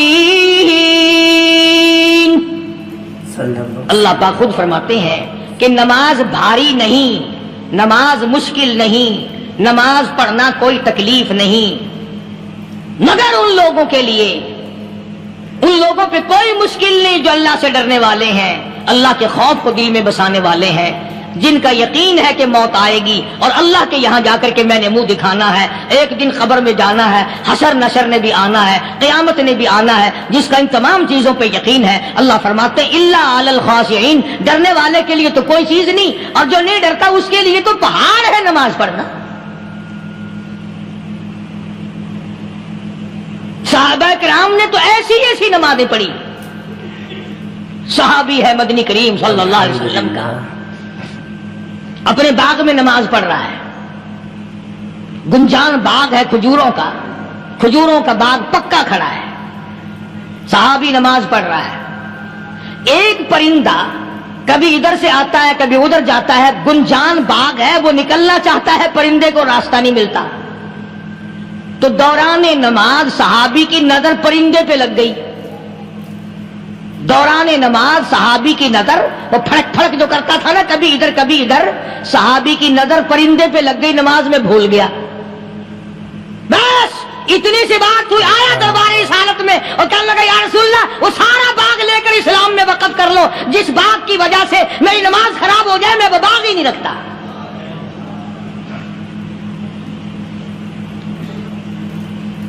ہمارے یہاں بھی کوئی عظمت ہے نماز کی؟ کون پرواہ کرے؟ ان لوگوں کے یہاں تمام کا تمام نظام دین کا اپنا بنایا ہوا نہیں، جو دربار رسالت صلی اللہ علیہ وسلم سے نظام ملا نماز کا، انہوں نے صحیح معنوں میں وہ قائم کیا ہے. کیسی مشکل میں ہوئے، کہیں بھی ہوئے، جس حالت میں بھی ہوئے، نماز پڑھنی ہے، ادا کرنی ہے. چنانچہ ان کی نمازوں میں اتنی برکت تھی. سیدنا امیر معاویہ رضی اللہ تعالی عنہ کی حکومت ہے، صحابہ کرام ابھی زندہ ہیں. افریقہ کے گھنونے جنگل میں بہت بڑے صحرا میں چھاونی بنانے کا پروگرام بنایا. بڑے جنگل ہیں، بڑے درخت ہیں، بڑی بھیڑ بھاڑ ہے، بڑے جانور ہیں، شیر ہیں، چیتے ہیں، گھگیاڑ ہیں، بڑے بڑے موذی جانور ہیں. تو اس علاقے کے لوگوں نے بتایا کہ تم مار کھاؤ گے، یہاں تو بڑے بڑے جانور تمہیں کھا جائیں گے. तुम ये क्या सोच कर आए हो? तुम्हें ये नहीं छोड़ेंगे, जानवर खा जाएंगे, तुम्हें यहां छोड़ी बनाओगे? साहबा कहने लगे नहीं नहीं नहीं, हमारे पास हथियार है। कमांडर कहने लगा, एक सहाबी था हुजूर अकरम सल्लल्लाहु अलैहि वसल्लम के जमाने का दीदार करने वाला, बड़ा दीवाना परवाना। कमांडर ने उसे हुक्म दिया, तू 2 वुजू कर, 2 रकात नमाज अदा कर, और 2 रकात नमाज अदा करने के बाद दरख्त पे चढ़ जा, और दरख्त पे चढ़कर ये आवाज लगा, ओ जंगल के हाथियों, ओ जंगल के भगियाड़ों, ओ जंगल के शेरों, ओ जंगल के मूसी जानवरों, और नागवठुओं, और सांप बिच्छुओं, और फला जानवरों, और फला जानवरों, हम गुलाम हैं मोहम्मद अरबी सल्लल्लाहु ताला अलैहि वसल्लम के, और मैं तुम्हें हुक्म देता हूँ 24 घंटे की इजाजत है, 24 घंटे के अंदर अंदर तमाम जंगल खाली मांगता हूँ।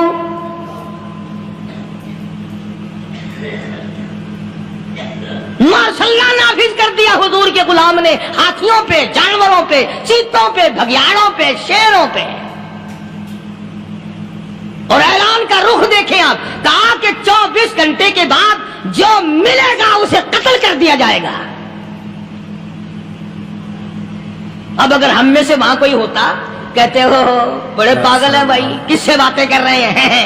हाथियों से बातें हो रही हैं, चीते और शेरों से बातें हो रही हैं, भगियाड़ों से गप्पे हो रही हैं, ले जाओ पागल खाने में। मगर ये बात नहीं, सहाबा जानते थे शेर भी उसकी मखलूक है, चीता भी उसकी मखलूक है, बघियाड़ भी उसकी मखलूक है, हाथी भी उसकी मखलूक है, और हम उसके दीवाने हैं, हम उसके बंदे हैं। जब उसका ही हुक्म नाफिज करने के लिए हम निकले हैं, अब हमारे सामने कोई चीज ठहर नहीं सकती।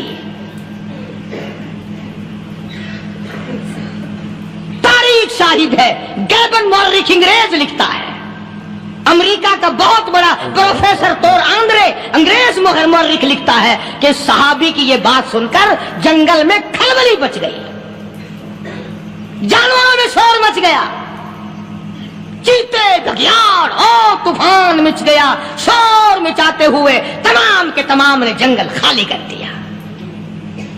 मुसलमान, जब तेरे अंदर ईमान था, जब तेरा कुरान पे ईमान था, जब तेरा नबी पाक सल्लल्लाहु अलैहि वसल्लम पे ईमान था, जब तेरा हुजूर की रिसालत पे ईमान था, जब अल्लाह की तौहीद पे तेरा ईमान था, और तेरा मुकाबला शेर नहीं कर सकता था, तेरा मुकाबला चीता नहीं कर सकता था। आज ईमान पल्ले है नहीं, आज तू डर के मारे मर रहा है, मर रहा है, मर रहा और मरेगा। अल्हम्दुलिल्लाह। एक सहाबी जंगल में रास्ता भूल गया, और भूल कर और ज्यादा सहरा में जंगल में निकल गया। देखता क्या, सहाबी सामने से शेर आया। सहाबी ने तो शेर को देख लिया, और शेर ने सहाबी को देख लिया। अब शेर हमला कर रहा, करने का इरादा कर रहा है, सामने है। अल्लाहु अकबर, अल्लाहु अकबर। सहाबी ने ललकार कर आवाज दी, ओ जंगल के शेर, ओ जंगल के शेर, क्या तू उन आंखों को चीरने का इरादा करता है जो आंखें मोहम्मद करीम सल्लल्लाहु अलैहि वसल्लम के चेहरे अनवर का दीदार कर चुकी है? उन आंखों को फाड़ेगा, उस चेहरे को फाड़ेगा जिसने हुजूर सल्लल्लाहु अलैहि वसल्लम का एक दफा नहीं बार बार दीदार किया है। तारीख शाहिद है, शेर झुका, सहाबी के करीब आया, और यूं लिखा है कि आगे बढ़कर सहाबी के पांव चाटने लगा, पैर चाटने लगा, और जुबान हाल से यूं कहने लगा, अगर तू उनका गुलाम है तो मैं उनके गुलामों का गुलाम हूं। ये जो तुम्हें कहते फिरते हैं ना, गुलाम है, रसूल के गुलाम है, गुलाम है, गुलाम है, रसूल के गुलाम है, शक्ल पे देखना 12 बजे हुए मिलेंगे। बिल्कुल झूठ। शक्ल नहीं गुलामों वाली, अखलाक नहीं गुलामों वाला, अमाल नहीं गुलामों वाले, अकायद नहीं गुलामों वाले, सीरत नहीं गुलामों वाली, लिबास नहीं गुलामों, और गुलाम काहे का? बाजारों में फिरते हैं, जुलूस निकालते हैं, गुलाम है, रसूल के गुलाम है। इस गली से निकले, आओ यार बड़ी अच्छी फिल्म लगी, वहां चलते हैं। अब गुलाम फिल्म में जा रहे हैं, अब गुलाम बदमाशी करने चले हैं। तो सहाबी ने जब आवाज दी, शेर ने झुककर सहाबी के पांव चाटे, और यूं लिखा मुअर्रिखीन ने कि बज़ाहिर यूं कहने लगा कि तू तो रास्ता भूल गया, दुम हिलाता हुआ चला, सहाबी को रास्ते में छोड़ के गया। اور مورخین نے یہاں تک لکھا ہے کہ جب صحابی سے شیر واپس ہونے لگا إلا الله تو بھڑبڑا رہا تھا،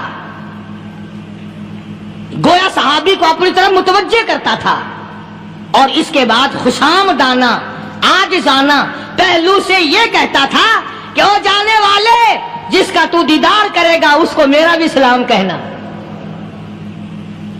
ان کی خدمت میں میرا بھی سلام عرض کرنا۔ کوئی ایک واقعہ نہیں ہے۔ مدینہ منورہ سے شام کے راستے میں شیر آ کر کے بیٹھ گیا، لوگوں کا راستہ بند ہو گیا، کوئی آدھی مدینہ پاک میں واپس، اللہ ہر مسلمان کو مدینہ پاک کی زیارت نصیب فرمائے۔ ہاں ہاں مدینہ بڑی شے ہے، ہاں مدینہ نہ دیکھا تو کچھ بھی نہ دیکھا، ہاں الہی دکھلا دے مدینہ کیسی بستی ہے جہاں پر رات دن مولا تیری رحمت برستی ہے، وہ شہر نرالا، وہ گلیاں نرالی، وہ شاہراہیں نرالی، وہ گنبد خضرا نرالا، خدا کی قسم وہاں جو آسمان سے نور برستا ہے وہ بھی نرالا ہی ہے۔ کسی نے آ کر مدینے میں کہا کہ راستے میں شیر بیٹھا ہے، لوگوں کا راستہ روک رکھا ہے۔ عبداللہ بن عمر رضی اللہ تعالیٰ عنہ صوفی صحابی، کوئی ایڈا بہادرانہ کام کرنے والا بھی نہیں، لاٹھی نہیں مانگتا، تلوار نہیں اٹھاتا، نیزہ نہیں اٹھاتا، تیر نہیں لیتا، گولی کا سامان نہیں، تیر و تلوار کا سامان نہیں، کوئی چیز نہیں، بے دھڑک بے جھجک جا کر شیر کا کان پکڑ کے مروڑ کے صحابی کہتا ہے تجھے کس نے اجازت دی حضور کے غلاموں کا راستہ روکنے کی؟ تجھے شرم نہیں آتی؟ تو سرکار مدینہ کے غلاموں کا راستہ روکے بیٹھا ہے۔ تاریخ شاہد ہے، دم ہلاتا ہوا جنگل کو بھاگ گیا۔ اور آج اولاد ہمارے کہنے کی نہیں، شیروں کو تو کیا منائیں گے، اولاد نہیں مانتی، بیوی نہیں مانتی، کچھ اپنا بھی قصور مانو نا، کچھ گڑبڑ ہے نا اندر۔ اختر شیرانی نے بڑی عجیب بات کہی، اسی کو کہتا کہ یہ عذر امتحان ہے، جذبہ دل کیسا نکل آیا، یہ عذر امتحان ہے، جذبہ دل کیسا نکل آیا، میں الزام ملک کو دیتا تھا، قصور اپنا نکل آیا۔ گریبان میں جا کر دیکھو، ٹٹول کر کے دیکھو، اپنی نیتوں کو ہاتھ مار کے دیکھو، اپنے عقیدے کو ٹٹول کے دیکھو، اپنے ایمان کو تلاش کر کے دیکھو، اپنی نظروں سے پوچھو، اپنی زبان سے پوچھو، اپنے پیٹ سے پوچھو، تیرے اندر کیسی روزی جا رہی ہے؟ کیوں کر ہم کامیابی سے ہمکنار ہوں؟ یہ خلقت پھر ہمارے لیے غیر کیوں نہ بنے؟ یہ سارا جہان ہمارا دشمن کیوں نہ بنے؟ صحابہ تو ایسے بے دھڑک تھے، کسی شہنشاہ کی پرواہ نہیں کیا کرتے تھے، کسی شہنشاہ کی پرواہ اللہ والے نہیں کرتے تھے۔ تم تو بڑے پیروں کو ماننے والوں، پر جو میں بات بتاؤں گا پیر کی وہ نہیں مانو گے۔ مجدد الفسانی سرہندی سب کہہ دو رحمت اللہ علیہ، نقشبندی خاندان کے سربراہ ہیں، بہت بڑے بزرگ ہیں، پکڑ کر کے لے گئے حکومت والے، بادشاہ کو سجدہ کرانا ہے، بادشاہ کو سجدہ کرانا ہے۔ وہ کاہے کا سجدہ کرتے تھے؟ وہ کسی سے ڈرتے ہی نہیں تھے، اللہ والا کسی سے ڈرا ہی نہیں کرتا۔ تو یوں سنا کا انتظام کیا گیا کہ دربار کے قریب جا کر ایک دیوار بناؤ، اس میں ایک چھوٹی سا روشن دان دریچہ موری لگاؤ، جس میں سے جھک کر بندہ اندر داخل ہو، تاکہ ایک دفعہ جھک جائے صحیح، یہ پیر، یہ درویش، یہ قلندر، یہ ولی، یہ مولوی جو اکڑا ہوا نہیں، اسے جھکا لو جس طرح سے بھی ہو سکے۔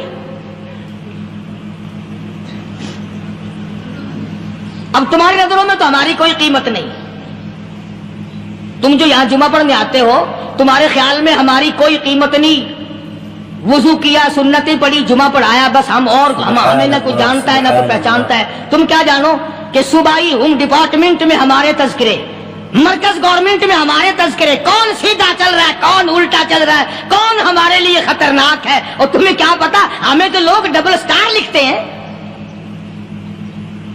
مجدد الفسانی سرہندی رحمت اللہ علیہ کے لیے کھڑکی بنائی گئی، جھک کر داخل ہوگا، اسی بہانے سے جھک جائے گا۔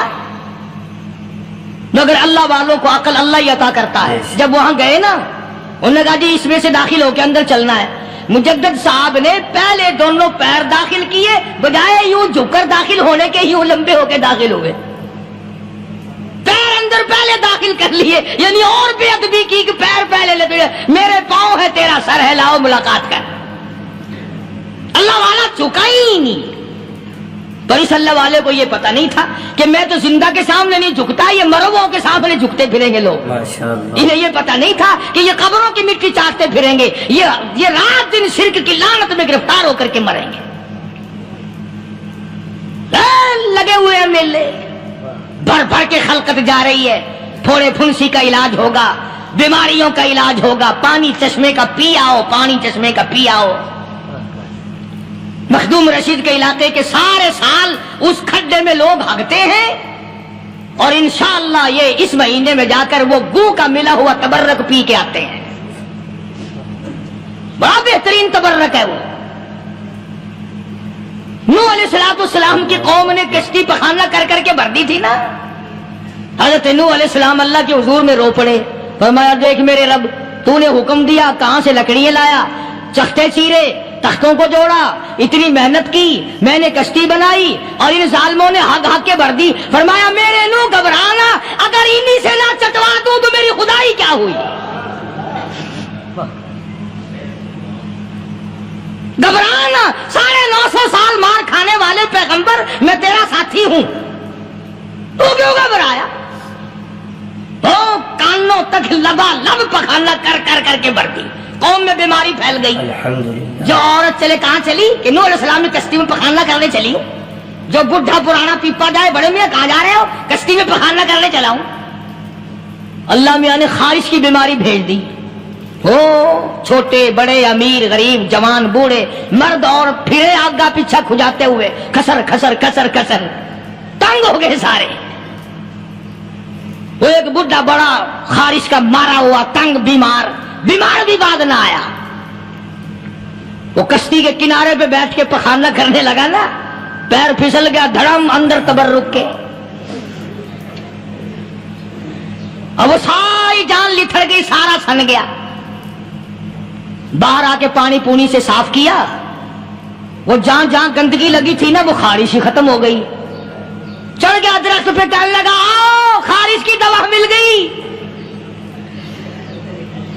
बीमारी का इलाज मिल गया, आओ आओ मुफ्त। आ गई दुनिया बीमारी में, और क्या चाहिए, भागी भागी खल्क। उन्होंने कहा है, उन्होंने कहा बज़ाहिर देखने में ये गंध है, ये खाज की दवा है, मल्ला उठा के। दुनिया के हवादसात और थपेड़ों से बचकर अल्लाह और उसके रसूल करीम सल्लल्लाहु अलैहि वसल्लम का हर वक्त जिक्र खैर करने वाले बंदे, असल में बंदे यही लोग कहलाने के हकदार हैं। मेरी तेरी गलती है कि हम अपने आप को बंदा समझते हैं। बंदा बनना बड़ा मुश्किल है। सूबे सिंध सखर के इलाके में हजरत मौलाना ताज मोहम्मद साहब अमरोटी रहमतुल्लाह अलैह बहुत बड़े बुजुर्ग और आलिम गुजरे हैं।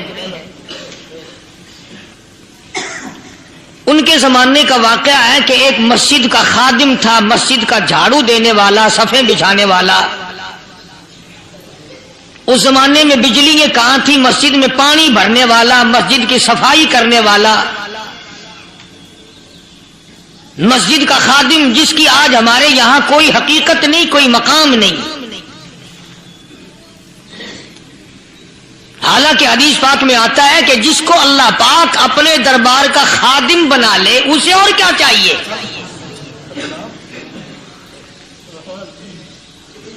सदर के ऐवान सदर के झाड़ू देने वाले को फख्र है, मैं ऐवान सदर का खादिम हूं। गवर्नर हाउस के झाड़ू देने वाले को फख्र है, मैं गवर्नर हाउस का खादिम हूं। कमिश्नर के खादिम को फख्र है, मैं कमिश्नर का खादिम हूं। और यहां कोई फख्र नहीं कि मैं उस हकमुल हाकिमीन के दरबार का एलची हूं।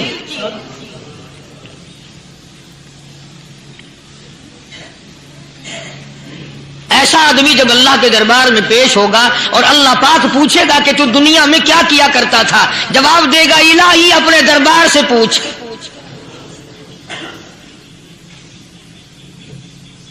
तो تو مسجد کا خادم تھا، نیک آدمی تھا، لوگوں کو اس کی حقیقت کا پتہ نہ تھا۔ اللہ والوں کی ایک یہ علامت بھی ہے، ایک یہ نشانی بھی ہے کہ وہ اپنے آپ کو چھپاتے ہیں، وہ لوگوں سے اپنے آپ کو مخفی رکھنا چاہتے ہیں۔ چنانچہ مسجد میں ایک خادم تھا، سکھر کے علاقے میں ایک مسافر آیا تو خادم نے اس کو روٹی بھی کھلائی، پانی بھی پلایا، خدمت بھی کی، اور عشاء کی نماز کے بعد اس مسافر کو کہنے لگا کہ میں تجھے مسجد میں نہیں رہنے دوں گا۔ اب وہ مسافر بڑا حیران کہ یار نیک آدمی معلوم ہوتا ہے، مجھے کھانا کھلایا، میری خدمت کی، اب یہ مجھے مسجد سے کیوں نکالتا ہے؟ اس نے کہا صاحب مسجد میں کسی کو سونے کی اجازت نہیں، میں مسجد میں نہیں رہنے دیتا کسی کو بھی۔ تو مسافر کہتا ہے کہ اس کے کہنے سے میں نکل تو گیا، دل میں میرے یہ کہ کوئی خاص بات ہے، ورنہ یہ آدمی نہ تو نفرت کرنے والا، نہ تکبر کرنے والا، نہ فخر کرنے والا ہے کوئی بات۔ پہلے زمانے میں لوگ سوچا کرتے تھے، اب تو ایک منٹ میں کفر کا فتویٰ لگا دیتے ہیں۔ اب اگر آج کوئی اس نیت سے کہہ دے مسافر کو کہ بھئی یہاں چوری ہو جاتی ہے، لاؤڈ اسپیکر چوری ہو جاتے ہیں، گھنٹے چوری ہو جاتے ہیں، لہذا مسجد میں نہ سو، اور کوئی مسجد ہے تو پھر تھانہ ہویا کہ مسافر اس وقت تو نکل گیا، اور دور جا کر کے عشاء کی نماز کے بعد پھر واپس آ گیا۔ تو مسجد کے خادم نے سارے دروازے بند کر لیے، اور دروازہ بند سارے بند کر کے رات کو اللہ اللہ کرنے بیٹھ گیا۔ مسافر کہتا ہے جب وہ کہتا تھا اللہ ہو اللہ ہو، کہتا اتنی روشنی مسجد میں ہوتی تھی کہ مجھے کڑی اور شیطیر نظر آتے تھے۔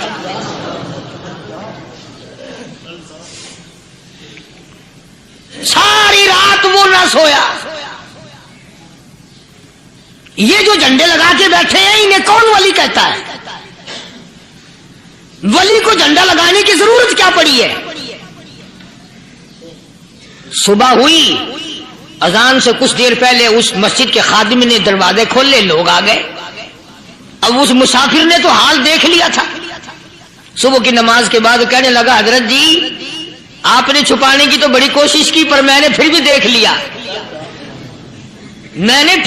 لیا، میرے لیے دعا فرما، میرے لیے کوئی دعا فرماؤ۔ چنانچہ اس اللہ والے نے، اس مسجد کے خادم نے، اس ولی نے اس کے لیے دعا کیا کی؟ اللہ تعالیٰ تجھے انسان بنائے، اللہ پاک تجھے آدمی بنائے۔ اب وہ مسافر کہتا ہے کہ کمال ہو گیا، نہ میری دکان کے لیے دعا کی، نہ میرے مکان کے لیے دعا کی، نہ میرے دولت مند ہونے کی دعا کی، نہ میرے جنت میں جانے کی دعا کی، نہ میرے قبر سے عذاب سے بچنے کی دعا کی۔ یہ بھی کوئی دعا کہ اللہ تجھے بندہ بنائے؟ اب کون سا میں گدھا ہوں؟ یہ بھی کوئی میرے مطلب کی دعا کی ہے؟ وہ اللہ والا سمجھ گیا کہ اس نے میری دعا کی قدر نہیں سمجھی۔ مسجد میں بیٹھے تھے، پاس بازار تھا، اس اللہ والے نے اپنی ٹوپی اتار کر اس مسافر کے سر پہ رکھ دی اور کہا ذرا بازار میں جھانک مار جاتی پائی ہو، ذرا جھانکیو بازار میں۔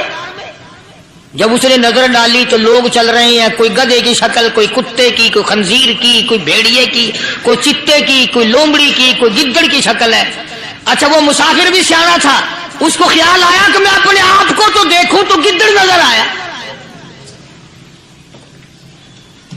پھر اس اللہ والے کی دعا کی قدر ہوئی۔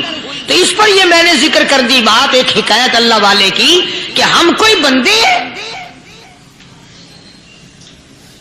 اب آپ لوگوں میں سے شانے آدمی یہ کہتے ہوں گے کہ جی تو نے تو بات بنا دی ممبر پہ بیٹھ کے، آدمی نہیں تو اور ہم کیا ہیں؟ آؤ ذرا قرآن کریم سے پوچھیں۔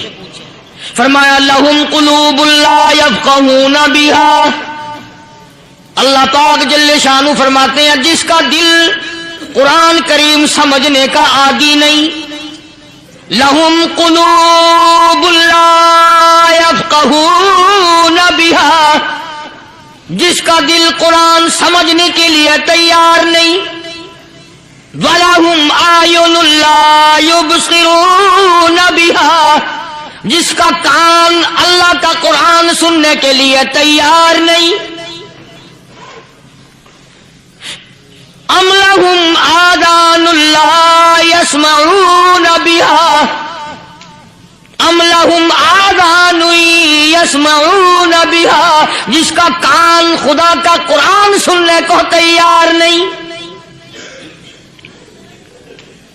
خدائی فیصلہ سنو، اللہ کے قرآن کا فیصلہ سنو، اللہ کے کلام کا فیصلہ سنو. جس کا کان میرا کلام سننے کے لیے تیار نہیں، جس کو میرا قرآن سن کے مزہ نہیں آتا، جس کو میرا کلام سن کے حلاوت نہیں آتی، جس کو میرا کلام سن کے لذت نہیں آتی، جس کی روح تازی نہیں ہوتی، جس کو لطف نہیں آتا، جس کو کیف نہیں آتا، جس کو سرور نہیں آتا، جو میرا قرآن سننے کو تیار نہیں، جو میرا قرآن آنکھوں سے دیکھنے کو تیار نہیں، جو میرا قرآن سننے سمجھنے کے لیے تیار نہیں. آؤ پھر خدائی فیصلہ سنو. فرمایا اولئک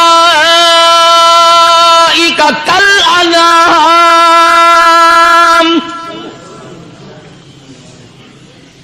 میرا فیصلہ نہیں، کسی پارٹی کا فیصلہ نہیں، کسی فرقے کا نہیں، کسی طبقے کا نہیں، کسی جماعت کا نہیں. فرمایا اولئک الانعام.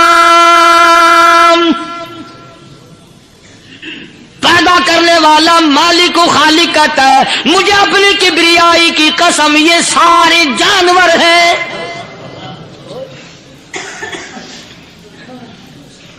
یہ سارے کے سارے جانور ہیں، یہ درندے ہیں جو ایک دوسرے کو چیر پاڑ کر کھاتے ہیں، یہ درندے ہیں جو ایک دوسرے کا خون پیتے ہیں. فرمایا بل ہم اضل، جانوروں سے بھی بدتر.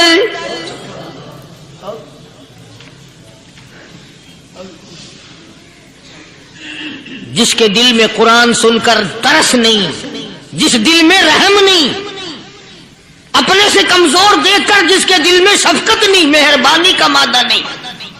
فرمایا وہ کوئی بندہ ہے، وہ تو جانور ہے. اور خدا غضب میں آ گیا. فرمایا بل ہم اضل، اس سے بھی بدتر.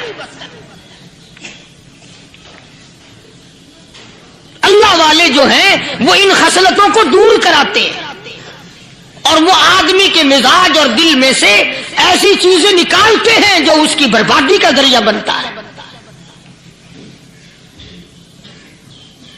دل کی بیماریوں کا کسی کو فکر نہیں. بخار ہو جائے آپ چڑھ جائے آپ کو پتہ چل جاتا ہے، نزلہ ہو جائے آپ کو پتہ چل جاتا ہے، کھانسی ہو جائے پتہ چل جاتا ہے. دل کی بیماریوں کا کیا پتہ چلے؟ صحابہ اکرام رضوان اللہ تعالی علیہ مجمعین کی جماعت کے اللہ پاک کے محبوب حضرت محمد الرسول اللہ صلی اللہ تعالی علیہ وسلم نے دلوں کی صفائی کی. پہلے لوگ جھونپڑیوں میں کچے کوٹھوں میں رہتے تھے، نہ اتنی صفائی تھی نہ اتنی ترقی تھی. آج برتنوں کی صفائی دیکھو، کپڑوں کی صفائی دیکھو، مکان کی صفائی دیکھو، رات دن بس اسی دھندے میں لگے ہوئے. سارا دن برتن دھونے سے فرصت نہیں، سارا دن کپڑوں کے بناؤ اور سنوار میں فرصت نہیں. تو اللہ والے ایسے موقع پر بڑی عجیب بات کہتے ہیں. وہی مجذوب ہے، مجذوب علی رحمت کہتے ہیں بظاہر تو ہر شے میں بے حد صفائی، بظاہر تو ہر شے میں بے حد صفائی، مگر دل میں ہے گندگی انتہائی. بظاہر تو ہر شے میں چہرے کی صفائی، بدن کی صفائی، نہ جانے کتنی قسم کا صابن ہے، نہ جانے کتنی قسم کے پاؤڈر ہے، نہ جانے کتنی قسم کے شیمپو ہیں، نہ جانے کتنی قسم کے کپڑے ہیں، کیا چال ڈھال ہے، کیا نئے نئے ڈیزائن ہے. مجذوب کہتا سب کچھ دیکھ لیا، بظاہر تو ہر شے میں بے حد صفائی، مگر دل میں ہے گندگی انتہائی. جس یار کی بیٹھک میں بیٹھ کے کھانا کھایا، جس رشتہ دار کی بیٹھک میں بیٹھ کے کھانا کھایا، اسی کی بہن کو دیکھ کر آبرو پہ ڈاکہ ڈالنے کا پروگرام ہے. جس دوست کے گھر میں بیٹھ کے کھانا کھایا، اسی دوست کی بیوی کی عزت لوٹنے کا پروگرام ہے.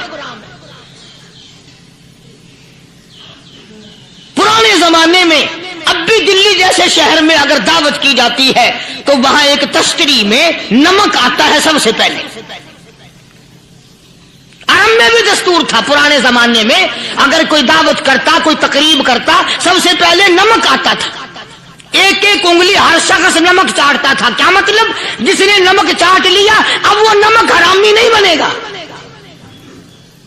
اس گھر میں چوری کرنا، اس گھر کی آبرو کا غلط تصور لانا، اس گھر کے مال میں خیانت کرنا وہ حرام سمجھتا تھا جس گھر کا میں نے نمک چکھ لیا. اور مسلمانوں کی بات نہیں، ہندوؤں کی بھی یہ باتیں تھی. مولانا محمد علی صاحب جلندری سب قید رحمت اللہ علیہ فرمایا کرتے تھے کہ ایک سکھ تھا بہت بڑا ڈاکو، مسلمان اور ہندو مل کر اس کو ساتھ ملا کر کے لے گئے کہ یہاں اس گاؤں میں اس پنڈ میں ڈاکہ ڈالیں. سفر کر کے گئے، تکلیف اٹھا کے گئے. اس سکھ ڈاکو نے پوچھ لیا کہ یہ کون سا گاؤں ہے کہ یہ فلانا ہے. اچھا سارے کے سارے یہ تلاش کرو، یہ سوچ بچار کرو، اپنے پنڈ کی، اپنے علاقے کی، کسی مسلمان کی، کسی ہندو کی، کسی سکھ کی، کسی چوڑے چمار کی اس گاؤں میں لڑکی تو نہیں؟ ہمارے یہاں سے کوئی لڑکی تو شادی ہو کے یہاں نہیں آئی ہوئی. ان ساروں میں سے کہنے لگا کہ ہمارے بھنگی کی لڑکی جمعدار کی یہاں آئی ہوئی ہے. کہنے لگا واپس چلو، بیٹی بیٹی ہے چاہے بھنگی کی ہو یا نواب کی ہو. ارے کل بیٹی کا ڈولا دیا تھا، آج ڈاکہ ڈالیں گے، شرم نہیں آئے گی؟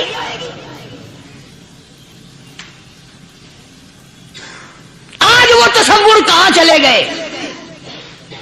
اور ہم سب روتے پھرتے ہیں سکون نہیں، سکون نہیں، اطمینان نہیں. ارے اطمینان آئے گا کیسے؟ ہمارے دل بے ایمان ہے، نیتیں خراب ہے، آئے گا کہاں سے؟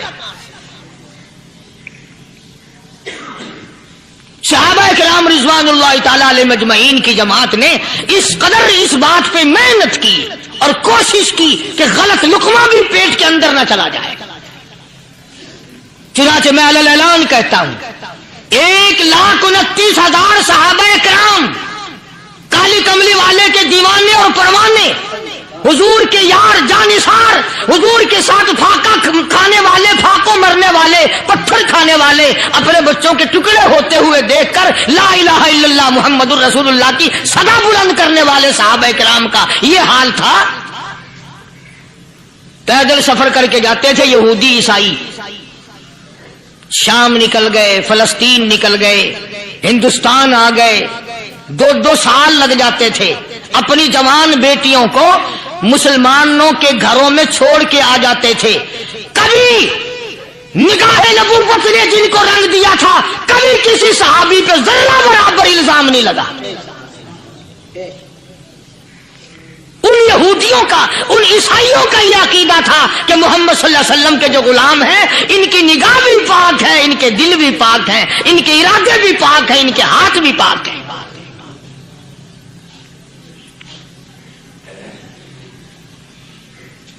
مصر کے گورنر نے، مصر کے جنرل کرنل نے خط لکھا سیدنا فاروق اعظم رضی اللہ تعالی عنہ کی خدمت میں. دور خلافت ہے حضرت فاروق اعظم کا. کیا خط لکھا کہ حضور مجھے کافی وقت گزر گیا ہے اور فلاں علاقے میں آپ کے حکم سے ہم نے جانا ہے اور راستہ صرف ایک ہے اور اس راستے میں جال بچھا دیا گیا. اب مجھے مشورہ دیں میں کیا کروں، حکم دیں مجھے.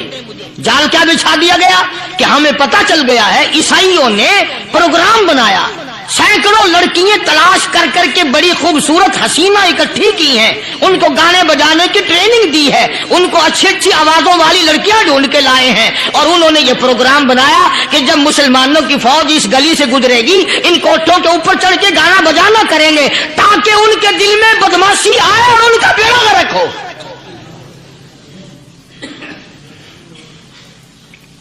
کبھی کافر کا یہ عقیدہ تھا کہ مسلمان کا دل بگڑا تو یہ گیا، اس کی نیت میں خرابی آئی اور یہ تباہ ہوا. جناب فاروق اعظم رضی اللہ تعالیٰ عنہ نے اسے یہ خط نہیں لکھا کہ تو قرآن پڑھا کر، تو نفل پڑھا کر.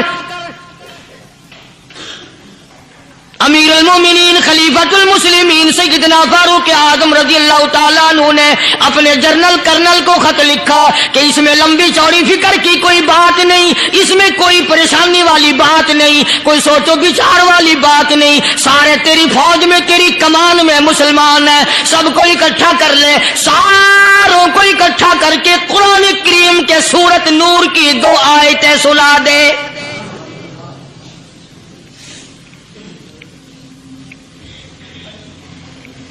یہ بھی نہیں فرمایا کہ سزا سناؤ، اتنے کوڑے لگیں گے، جو خلاف کرے گا یوں قید ہوگی، یوں کورٹ مارشل کر دیا جائے گا، کچھ نہیں۔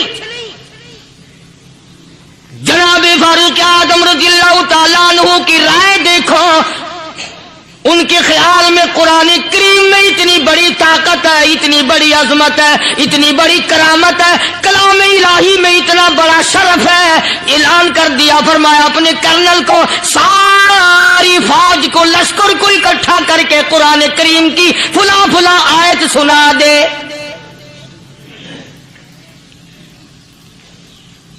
اور اس کے بعد بے دھڑک فوج کو لشکر کو اسی راستے سے گزار کے لے جا، بے دھڑک لے جا۔ ہائے کبھی قرآن کی 2 آیتوں سے کام بن جاتا تھا، اب سارے قرآن سے میرا تیرا کام نہیں بنتا۔ قصور قرآن کا نہیں ہے، یہ میرا تیرا ہے۔ یہ تو اتنی وفادار کلام ہے، اتنی پاک کلام ہے، خدا کی قسم ہزاروں رجسٹروں کے گتے، ہزاروں چائے کے ڈبے، ہزاروں مٹھائی کے ڈبے، لاکھوں کروڑوں دوائیوں کے ڈبے گندے نالوں پہ، کوڑیوں پہ، روڑیوں پہ پڑے ہیں، اور جس گتے نے قرآن کے ساتھ یاری لگا لی، خدا کی قسم کوئی آدمی بغیر وضو اس گتے کو بھی ہاتھ نہیں لگا سکتا۔ ہزاروں نہیں لاکھوں کپڑے مارکیٹ میں پڑے، پر جس کپڑے نے قرآن سے یاری لگا لی، جو کپڑا جزدان بن کر قرآن پہ چڑھ گیا، لوگ اس کو بھی چومتے ہیں، اور چومنا چاہیے۔ یارو کپڑے نے قرآن سے یاری لگائی تو کپڑا عظمت والا بن گیا، گتے نے یاری لگا لی تو گتا بن گیا۔ ہزاروں قسم کے کاغذات روزانہ ذلیل ہوتے پھرتے ہیں، جس کاغذ پہ قرآن لکھا گیا وہ عظمت پا گیا، جس سیاہی سے قرآن لکھا گیا وہ سیاہی عظمت والی بن گئی۔ ارے اگر مسلمان قرآن کو اپنے اندر پیدا کر لے، اس کی عظمت کو بسا لے، اس کو اپنا لاہ عمل بنا لے، اس کو اپنے سر پہ رکھ لے، تو کیا یہ بندہ قرآن کے ساتھ وفاداری کرے تو قرآن کیا خیال ہے قرآن بے وفائی کر دے گا؟ یقین نہیں، یقین اصل بات اعتقاد کی ہے۔ یقین کا تو یہ عالم بنا ہوا ہے کہ اگر کوئی چوری کا معاملہ ہو جائے اور کسی پر شبہ ہو، اگر اسے کہو کہ قرآن اٹھا دے تو دیر نہیں لگائے گا، اور اگر کہے کہ فلانی خانگاہ کا کنڈا مار دیا کہ یہ کام میں نہیں کرتا۔ خانگاہ کے کنڈے پہ ایمان ہے، قرآن پہ ایمان نہیں۔ اس پر یقین ہے کہ پیر اندھا کر دے گا، اور یہاں یقین نہیں کہ جس خدا نے پیدا کیا اگر میں نے جھوٹا قرآن اٹھایا تو وہ برباد کر دے گا۔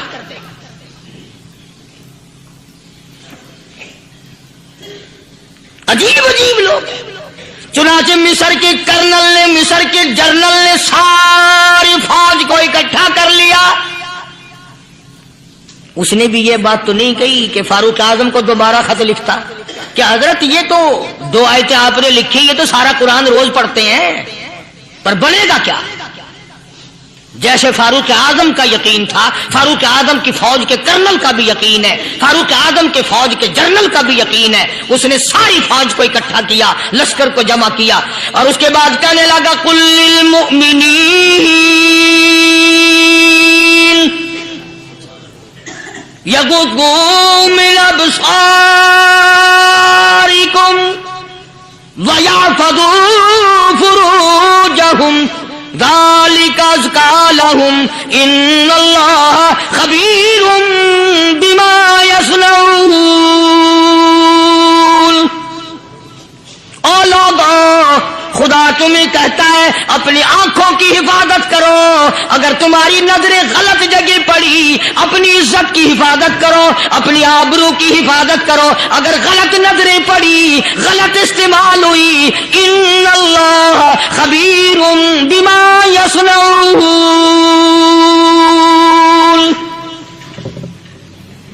اللہ پاک تمہاری ساتھ ساتھ ہے، وہ ہر چیز کو دیکھتا جائے گا، وہ ہر چیز تمہاری دیکھے گا۔ چنانچہ تاریخ شاہد ہے، ابن حشام نے لکھا ہے، ابن خلدون نے لکھا ہے، اور کئی مورخین نے لکھا ہے کہ جب مسلمان کرنل نے اپنی فوج کو قرآن کی 2 آیتیں سنائی اور اس کے بعد حکم دیا چلو، تمام کا تمام لشکر چل رہا ہے، ادھر ڈھول بجا، دھماکے بجے، گانا شروع ہوا، گانا بجانا شروع ہوا، ساری فوج نکل گئی، سارا لشکر چلا گیا۔ لڑکیوں نے دیکھا کہ یہ تو ختم ہو گئے، نیچے آواز دے کے کہنے لگی اور جانے والوں یہ ساری فوج کئی اندھوں کی فوج تو نہیں؟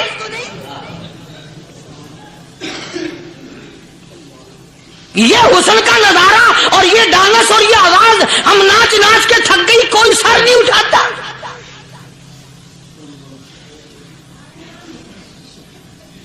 اور آج دیکھ لیں آپ، ہر گھر کے اوپر وہ لگا ہوا ہے ایریل، لعنت کا ایریل لگا ہوا ہے، لعنت کا ایریل۔ حاجیو تم کیا کہتے ہو کہ ہمارے گھر کا اس میں کیا بگڑے گا؟ خدا کی قسم وہ بگڑتا ہے، وہ دیمک لگتی ہے، وہ تباہی پھرتی ہے، تمہیں پتہ بھی نہیں چلتا۔ تم نے کیا سوچ رکھا ہے؟ مسلمان کرنل کے حکم پہ ساری فوج نکل گئی، ناچنے والی گانے والی لڑکیاں عیسائیوں کی حیران ہیں، کیا ہوا؟ لاکھوں کی تعداد میں فوج گزر گئی، کوئی نگاہ اٹھا کے نہیں دیکھتا۔ ایک مسلمان سپاہی گزرتا گزرتا نیچی نظریں کیے کہنے لگا سر کیسے اٹھائے، نگاہ کیسے کوئی اٹھائے گا؟ یہ سارے کے سارے اللہ کا قرآن سن کر آئے ہیں۔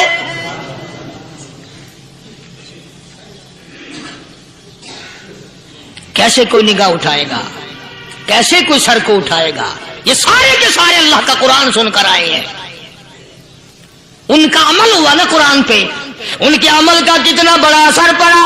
مورخین نے لکھا، ابن حشام لکھتا ہے عیسائی لڑکیوں نے چھلانگے لگا دی، کوٹھے سے نیچے آ گئی، کہنے لگی عام مسلمانوں وہ قرآن ہمیں بھی سنا کے جاؤ جس میں اتنی اسپرٹ ہے، اتنی طاقت ہے، جو حسن کے نظارے سے روک دے، جو گانے بجانے سے روک دے۔ یہ تو آدمی کے دل کا سکون ہے، نہ گانا سنتے ہو نہ حسن کا نظارہ کرتے ہو، جاتے والے یوں نہ جاؤ، ہمیں بھی وہ قرآن سنا کے جاؤ۔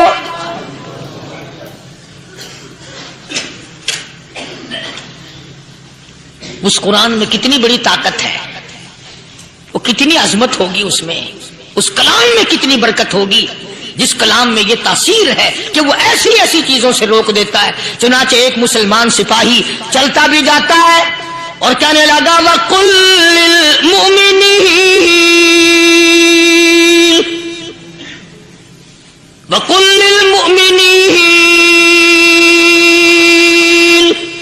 قرآن کی آیت پڑھ کے سنائی۔ سینکڑوں نہیں بے شمار لڑکیاں ایک مسلمان کی زبان سے اللہ کا قرآن سن کے کہنے لگی اور جانے والوں چھوڑ کے نہ جاؤ، ہمیں بھی کلمہ پڑھاؤ،